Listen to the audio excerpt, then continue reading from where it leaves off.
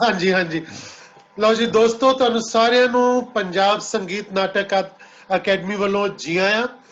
ਔਰ ਅਸੀਂ ਆਪਣੇ ਇਹਨਾਂ ਸ਼ਾਮ ਦੇ 5 ਤੋਂ 6 ਵਾਲੇ ਪ੍ਰੋਗਰਾਮਾਂ ਦੀ ਲੜੀ ਦੇ ਵਿੱਚ ਅੱਜ ਮੇਰਾ ਖਿਆਲ ਸਾਡਾ 20 ਦਿਨ 20 ਐਪੀਸੋਡ ਇਹਦੇ ਪੂਰੇ ਹੋ ਗਏ ਆ। ਔਰ ਅੱਜ ਅਸੀਂ ਰਮਾ ਸੇਖੋਂ ਦੇ ਨਾਲ ਆਸਟ੍ਰੇਲੀਆ ਦੇ ਵਿੱਚ ਇਹ ਸਾਡੀ ਕੁੜੀ ਉੱਥੇ ਬੈਠੀ ਥੀਏਟਰ ਕਰ ਰਹੀ ਹੈ। ਔਰ ਕਿਉਂਕਿ ਬੇਸਿਕਲੀ ਇੱਥੋਂ ਅੰਮ੍ਰਿਤਸਰ ਤੋਂ ਬਟਾਲੇ ਤੋਂ ਸਾਰੀ ਪੜ੍ਹਾਈ ਅੰਮ੍ਰਿਤਸਰ ਗੁਰੂ ਨਾਨਕ ਦੇਵ ਯੂਨੀਵਰਸਿਟੀ ਤੋਂ ਕੀਤੀ, ਬਟਾਲੇ ਤੋਂ ਕੀਤੀ। ਔਰ ਇਹ ਇਹਨਾਂ ਦੇ ਫਾਦਰ ਸਾਹਿਬ ਉਹ ਖੁਦ ਬਹੁਤ ਅੱਛੇ ਰਾਈਟਰ, ਔਰ ਉਹਨਾਂ ਦੀ ਵੀ ਆਪਣੀ ਤਰ੍ਹਾਂ ਦੀ ਇੱਕ ਕੰਟਰੀਬਿਊਸ਼ਨ ਹੈ। ਔਰ ਮੈਂ ਇਹ ਸਮਝਦਾ ਕਿ ਰਮਾ ਦੇ ਕੋਲ ਉਹੀ ਗੁਣ ਜਿਹੜੇ ਪਿਤਾ ਤੋਂ ਮਿਲੇ। ਔਰ ਇਹਨਾਂ ਨੇ ਜਦੋਂ ਫਿਰ ਅੰਮ੍ਰਿਤਸਰ ਦੇ ਵਿੱਚ ਯੂਨੀਵਰਸਿਟੀ ਚ ਆ ਕੇ ਇਹਨਾਂ ਨੇ ਮੈਡਮ ਮਨਜੀਤ ਪਾਲ ਕੌਰ ਹੋਰਾਂ ਦੇ ਨਾਲ ਬਹੁਤ ਪ੍ਰੋਮੀਨੈਂਟ ਇੱਕ ਪ੍ਰੋਡਕਸ਼ਨ ਕੀਤੀ ਸੀ, ਸੁੰਦਰਾਂ। ਔਰ ਉਦੋਂ ਉਹਦੇ ਵਿੱਚ ਸੁਖਦੇਵ ਪ੍ਰੀਤ ਨੇ ਵੀ ਰੋਲ ਕੀਤਾ ਸੀਗਾ। ਔਰ ਉਹ ਕਾਫੀ ਸਲਾਈ ਗਈ ਸੀ ਪ੍ਰੋਡਕਸ਼ਨ, ਸੁੰਦਰਾਂ ਦਾ ਰੋਲ ਕੀਤਾ ਸੀ। ਔਰ ਉਸ ਤੋਂ ਪਹਿਲੇ ਵੀ ਰਮਾ ਆਪ ਦੱਸੇਗੀ ਜਿਹੜੇ ਕੰਮ ਕੀਤੇ। ਪਰ ਜਿਹੜੇ ਮੈਨੂੰ ਯਾਦ ਹੈ ਕਿ ਉਸ ਤੋਂ ਬਾਅਦ ਜਦੋਂ ਮੈਂ ਨੈਸ਼ਨਲ ਸਕੂਲ ਆਫ ਡਰਾਮਾ ਤੋਂ ਵਾਪਸ ਆਇਆ ਤਾਂ ਮੈਂ ਜਦੋਂ ਆਪਣਾ ਥੀਏਟਰ ਗਰੁੱਪ ਮੰਚ ਰੰਗਮੰਚ ਬਣਾਇਆ ਤਾਂ ਉਹਦੇ ਜਿਹੜੀ ਸਭ ਤੋਂ ਪਹਿਲੀਆਂ ਕੁੜੀਆਂ ਸਾਡੇ ਕੋਲ ਆਈਆਂ, ਉਹਨਾਂ 'ਚ ਰਮਾ ਤੇ ਸੁਰਜੀਤ, ਗੁਰਮੀਤ, ਬਿੰਦੂ, ਇਹ ਕੁੜੀਆਂ ਸੀ। ਪਰ ਰਮਾ ਤੇ ਸੁਰਜੀਤ ਇਕੱਠੀਆਂ ਦੋਨੋਂ ਹੀ ਸਾਡੇ ਕੋਲ ਆਈਆਂ ਔਰ ਮੇਰੀ ਪਹਿਲੀ ਪ੍ਰੋਡਕਸ਼ਨ ਦਾ ਹਿੱਸਾ ਬਣੀਆਂ, ਜਿਹਦਾ 7 ਸਤੰਬਰ 1991 ਨੂੰ ਗੁਰੂ ਨਾਨਕ ਭਵਨ ਅੰਮ੍ਰਿਤਸਰ ਦੇ ਵਿੱਚ ਸ਼ੋਅ ਹੋਇਆ ਮਾਵਾਂ ਨਾਟਕ ਦੇ ਵਿੱਚ। ਉਹਦੇ ਵਿੱਚ ਰਮਾ ਸੁਰਜੀਤ ਨੇ ਬਹੁਤ ਬਿਹਤਰੀਨ ਰੋਲ ਨਿਭਾਏ ਸੀ ਮਾਵਾਂ ਦੇ। ਔਰ ਮੈਂ ਸਮਝਦਾ ਉਹ ਬੜੀ ਯਾਦਗਾਰੀ ਪ੍ਰੋਡਕਸ਼ਨ ਸੀ। ਸੋ ਇਸ ਤਰ੍ਹਾਂ ਇਹ ਸਾਡੀਆਂ ਕਹਿ ਲਓ ਕਿ ਮੰਚ ਰੰਗਮੰਚ ਥੀਏਟਰ ਗਰੁੱਪ ਦੀਆਂ ਸਾਡੀਆਂ ਫਾਊਂਡਰ ਮੈਂਬਰ ਨੇ ਇਹ ਕੁੜੀਆਂ, ਜਿਨ੍ਹਾਂ ਨੇ ਲਗਾਤਾਰ ਉਸ ਤੋਂ ਬਾਅਦ ਬਹੁਤ ਕੰਮ ਕੀਤਾ। ਔਰ ਰਮਾ ਨੇ ਜਦੋਂ ਕਦੇਸਣ ਨਾਟਕ ਦੇ ਵਿੱਚ ਭੂਮਿਕਾ ਨਿਭਾਈ ਔਰ ਲੂਣਾ ਨਾਟਕ ਦੇ ਵਿੱਚ ਇਛਰਾਂ ਦੀ ਭੂਮਿਕਾ ਨਿਭਾਈ। ਔਰ ਹਮੇਸ਼ਾ ਅੱਜ ਤੱਕ ਜਿਹੜਾ ਵੀ ਕੋਈ ਮਿਲਦਾ ਕਿਧਰੇ ਯਾਦ ਕਰਦੇ ਨੇ ਕਿ ਉਹ ਕੁੜੀ ਜਿਹਨੇ ਇਛਰਾਂ ਦੀ ਭੂਮਿਕਾ ਨਿਭਾਈ ਸੀ ਬਿਗਨਿੰਗ ਦੇ ਵਿੱਚ। ਸੋ ਉਹ ਇਸ ਤਰ੍ਹਾਂ ਰਮਾ ਦੇ ਜਿਹੜੀ ਕੰਟਰੀਬਿਊਸ਼ਨ ਹੈ ਥੀਏਟਰ ਦੇ ਨਾਲ। ਰਮਾ ਨੂੰ ਕਵਿਤਾ ਨਾਲ ਬਹੁਤ ਪਿਆਰ ਹੈ, ਕਵਿਤਾ ਬਹੁਤ ਸੋਹਣੀ ਪੜ੍ਹਦੀ ਹੈ, ਲਿਖਦੀ ਹੈ। ਔਰ ਫਿਰ ਬਹੁਤ ਸਾਲ ਇੱਥੇ ਮਾਲ ਰੋਡ ਅੰਮ੍ਰਿਤਸਰ ਦੇ ਵਿੱਚ ਲੈਕਚਰਰ ਦੇ ਤੌਰ ਤੇ ਨੌਕਰੀ ਕੀਤੀ। ਔਰ ਫਿਰ ਕਿਉਂਕਿ ਇਹਨਾਂ ਦੇ ਹਸਬੈਂਡ ਖੁਦ ਸੇਖੋ ਸਾਹਿਬ ਉਹ ਵੀ ਇਹਨਾਂ ਰੁਚੀਆਂ ਦੇ ਮਾਲਕ ਨੇ ਔਰ ਉਹਨਾਂ ਨੇ ਫਿਰ ਪਰਿਵਾਰ ਸਮੇਤ ਆਸਟ੍ਰੇਲੀਆ ਸ਼ਿਫਟ ਕਰ ਗਏ। ਬੱਚੇ ਹੁਣ ਇਹਨਾਂ ਦੇ ਵੱਡੇ ਹੋ ਗਏ, ਬੇਟਾ ਬੇਟੀ, ਤੇ ਹੁਣ ਇਹ ਪਰਿਵਾਰ ਨੂੰ ਸਾਰਾ ਸੈੱਟ ਕਰਕੇ ਤੇ ਫਿਰ ਤਾਂ ਹੁਣ ਇਹਨਾਂ ਦਾ ਆਪਣਾ ਟੀਵੀ ਚੈਨਲ ਹੈ, ਉਹਦੇ ਹੋਸਟ ਵੀ ਨੇ, ਡਾਇਰੈਕਟਰ ਵੀ ਨੇ। ਤੇ ਬਾਕੀ ਗੱਲਾਂ ਹੁਣ ਰਮਾ ਆਪ ਦੱਸੇਗੀ। ਰਮਾ, ਮੈਂ ਜੀ ਆਇਆਂ ਤੁਹਾਨੂੰ ਸਾਡੇ ਇਸ ਪ੍ਰੋਗਰਾਮ ਦੇ ਵਿੱਚ। ਤੇ ਮੈਨੂੰ ਇਹ ਚੰਗਾ ਲੱਗ ਰਿਹਾ ਕਿ ਮੈਂ ਇਹ ਅੱਜ ਰਮਾ ਨਾਲ ਗੱਲਾਂ ਕਰ ਰਿਹਾ ਕਿਉਂਕਿ ਅਸੀਂ ਬਤੌਰ ਨਿਰਦੇਸ਼ਕ ਅਦਾਕਾਰ ਤੇ ਬਥੇਰੀਆਂ ਗੱਲਾਂ ਕਰਦੇ ਰਹੇ ਅਸੀਂ ਇੱਕ ਦੂਜੇ ਨਾਲ। ਉਦੋਂ ਰਮਾ ਦਾ ਕੰਮ ਹੁੰਦਾ ਸੀ ਸਵਾਲ ਕਰਨੇ ਕਿ ਇਹ ਕਰੈਕਟਰ ਮੈਂ ਕਿੱਦਾਂ ਕਰਾਂ, ਇਹ ਮੈਂ ਕਿੱਦਾਂ ਬੋਲਾਂ, ਭਾਜੀ ਇਹ ਠੀਕ ਹੈ ਕਿ ਨਹੀਂ ਠੀਕ ਹੈ। ਅੱਜ ਸਵਾਲ ਮੈਂ ਕਰਾਂਗਾ ਰਮਾ ਨੂੰ। ਇਹ ਮੈਨੂੰ ਚੰਗਾ ਲੱਗ ਰਿਹਾ ਵਾ ਕਿ ਮੈਂ ਆਪਣਿਆਂ ਦੇ ਨਾਲ ਗੱਲਾਂ ਕਰ ਰਿਹਾ ਵਾ। ਸੋ ਰਮਾ, ਮੈਂ ਪਹਿਲਾਂ ਤੇ ਇਹ ਆਪਾਂ ਉਹ ਪੀਰੀਅਡ ਵੱਲ ਤੋਂ ਬਾਅਦ ਚ ਜਾਣੇ, ਪਹਿਲਾਂ ਇਹ ਦੱਸੋ ਪਰਿਵਾਰ ਕਿੱਦਾਂ, ਰਾਜੀ ਬਾਜੀ ਹੈ, ਘਰ-ਬਾਰ, ਆਸਟ੍ਰੇਲੀਆ? ਹਾਂਜੀ, ਸਤਿ ਸ਼੍ਰੀ ਅਕਾਲ ਭਾਜੀ। ਪਹਿਲਾਂ ਤੇ ਬਹੁਤ ਥੈਂਕਸ, ਮੈਂ ਪੰਜਾਬ ਸੰਗੀਤ ਨਾਟਕ ਅਕੈਡਮੀ ਦਾ ਤੁਹਾਡੀ ਬਹੁਤ ਧੰਨਵਾਦੀ ਹਾਂ ਕਿ ਇਸ ਬਾਬਤ ਤੁਸੀਂ ਬਣਾਇਆ ਤੇ ਮੈਨੂੰ ਫਿਰ ਸਾਰਿਆਂ ਦੇ ਰੂਬਰੂ ਕਰਨ ਦਾ ਤੁਸੀਂ ਮੌਕਾ ਦਿੱਤਾ। ਤੇ ਹਾਂਜੀ, ਪਰਿਵਾਰ ਸਭ ਠੀਕ ਠਾਕ ਹੈ ਜੀ। ਅੱਜ ਕੱਲ ਤੇ ਘਰੇ ਹੀ ਹੁੰਦੇ ਨੇ ਸਾਰੇ, ਬਿਕੋਜ਼ ਮੈਨੂੰ ਲੱਗਦਾ ਸਾਰਾ ਦੇਸ਼ ਹੀ ਆਪੋ ਆਪਣੇ ਘਰਾਂ ਦੇ ਵਿੱਚ ਵੜੇ ਹੋਏ ਨੇ, ਸਾਰੀ ਦੁਨੀਆ ਆਪੋ ਆਪਣੇ ਘਰਾਂ 'ਚ ਵੜੀ ਹੋਈ ਹੈ। ਪਰ ਫਿਰ ਅਸੀਂ ਇੱਕ ਦੂਜੇ ਨਾਲ ਸਾਂਝ ਪਾਈ ਹੋਈ ਹੈ। ਤੇ ਫਿਰ ਰਮਾ ਕਿੱਦਾਂ ਇੰਨੇ ਸਾਲ ਰਹਿ ਕੇ ਇੰਡੀਆ ਦੇ ਵਿੱਚ, ਪੰਜਾਬ ਚੋਂ ਵੀ ਤੇ ਪੰਜਾਬ ਚੋਂ ਅੰਮ੍ਰਿਤਸਰ ਰਹਿ ਕੇ ਤੇ ਫਿਰ ਆਸਟ੍ਰੇਲੀਆ ਪਹੁੰਚੇ, ਕਿੱਦਾਂ ਦੀ ਲਾਈਫ ਹੈ? ਲਾਈਫ ਹੁਣ ਤੇ ਭਾਜੀ ਸਮੂਥ ਹੋ ਗਈ, ਹੁਣ ਤੇ ਠੀਕ ਹੈ, ਪਰ ਸ਼ੁਰੂ ਚ ਆ ਕੇ ਥੋੜਾ ਜਿਹਾ ਔਖਾ ਲੱਗਾ। ਐਕਚੁਅਲੀ ਮੈਨੂੰ ਅਜੇ ਬਹੁਤ ਜ਼ਿਆਦਾ ਟਾਈਮ ਨਹੀਂ ਹੋਇਆ, ਮੈਂ 2016 ਐਂਡ ਜੇ ਦੇ ਵਿੱਚ ਹੀ ਆਈ ਹਾਂ, ਸੋ ਮੈਨੂੰ ਅਜੇ ਬਹੁਤ ਜ਼ਿਆਦਾ ਟਾਈਮ ਨਹੀਂ ਹੋਇਆ। ਤੇ ਮੈਨੂੰ ਲੱਗਦਾ ਵਾ ਕਿ ਮੈਂ ਸਾਲ ਡੇਢ 2 ਸਾਲ ਹੀ ਰੁਕੀ ਹਾਂ, ਉਸ ਤੋਂ ਬਾਅਦ ਮੈਂ ਥੀਏਟਰ ਸਟਾਰਟ ਕਰ ਲਿਆ। ਇਸੇ ਕਰਕੇ ਬਚੀ ਰਹੀ ਹੈ, ਬਹੁਤੀ ਬਹੁਤੀ ਪਰੇਸ਼ਾਨੀ ਨਹੀਂ ਹੋਈ। ਸੋ ਜਿਹੜੇ ਕ੍ਰੀਏਟਿਵ ਲੋਕ ਹੁੰਦੇ ਆ ਨਾ, ਉਹ ਮੈਨੇਜ ਕਰ ਲੈਂਦੇ ਆ ਏਦਾਂ ਚੀਜ਼ਾਂ ਨੂੰ। ਜਿਹੜਾ ਸੀ ਰਮਾ, ਮੈਂ ਸਭ ਤੋਂ ਪਹਿਲੇ ਜਾਣਨਾ ਚਾਹੁੰਦਾ ਕਿ ਸ਼ੁਰੂ ਵਾਲਾ ਜਿਹੜਾ ਸਮਾਂ ਸੀ, ਕਿ ਰਮਾ ਜਿਹਦੀ ਇੰਨੀ ਅੱਛੀ ਆਵਾਜ਼ ਹੈ, ਉਹ ਲਿਖ ਲੈਂਦੀ ਸੀ। ਇਹ ਨੋ ਡਾਊਟ ਕਿ ਫਾਦਰ ਸਾਹਿਬ ਕੋਲੋਂ ਵੀ ਗੁਣ ਮਿਲੇ ਲਿਖਣ ਦੇ। ਔਰ ਤੁਸੀਂ ਸ਼ੁਰੂ ਵਾਲੇ ਆਪਣੇ ਇਹ ਅਦਾਕਾਰੀ ਵਾਲੇ ਪਾਸੇ, ਥੀਏਟਰ ਵਾਲੇ ਪਾਸੇ ਬਟਾਲੇ ਰਹਿੰਦੇ ਹੀ ਸੋਚ ਲਿਆ ਸੀ, ਕਿ ਜਾਂ ਫਿਰ ਇੱਥੇ ਅੰਮ੍ਰਿਤਸਰ ਆ ਕੇ ਇਧਰਲੇ ਪਾਸੇ ਆਏ?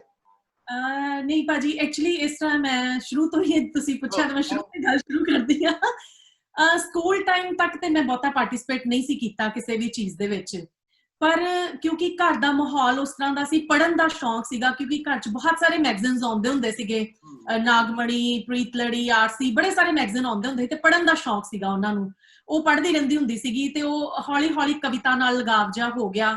ਤੇ ਉਹ ਨੈਚੁਰਲੀ ਜਦੋਂ ਅਸੀਂ ਚੀਜ਼ਾਂ ਪੜ੍ਹਦੇ ਰਹਿੰਦੇ ਹਾਂ ਤੇ ਸਾਡੇ ਦਿਮਾਗ ਦੇ ਵਿੱਚ ਵੀ ਉਹ ਚੀਜ਼ਾਂ ਚੱਲਦੀਆਂ ਰਹਿੰਦੀਆਂ ਨੇ।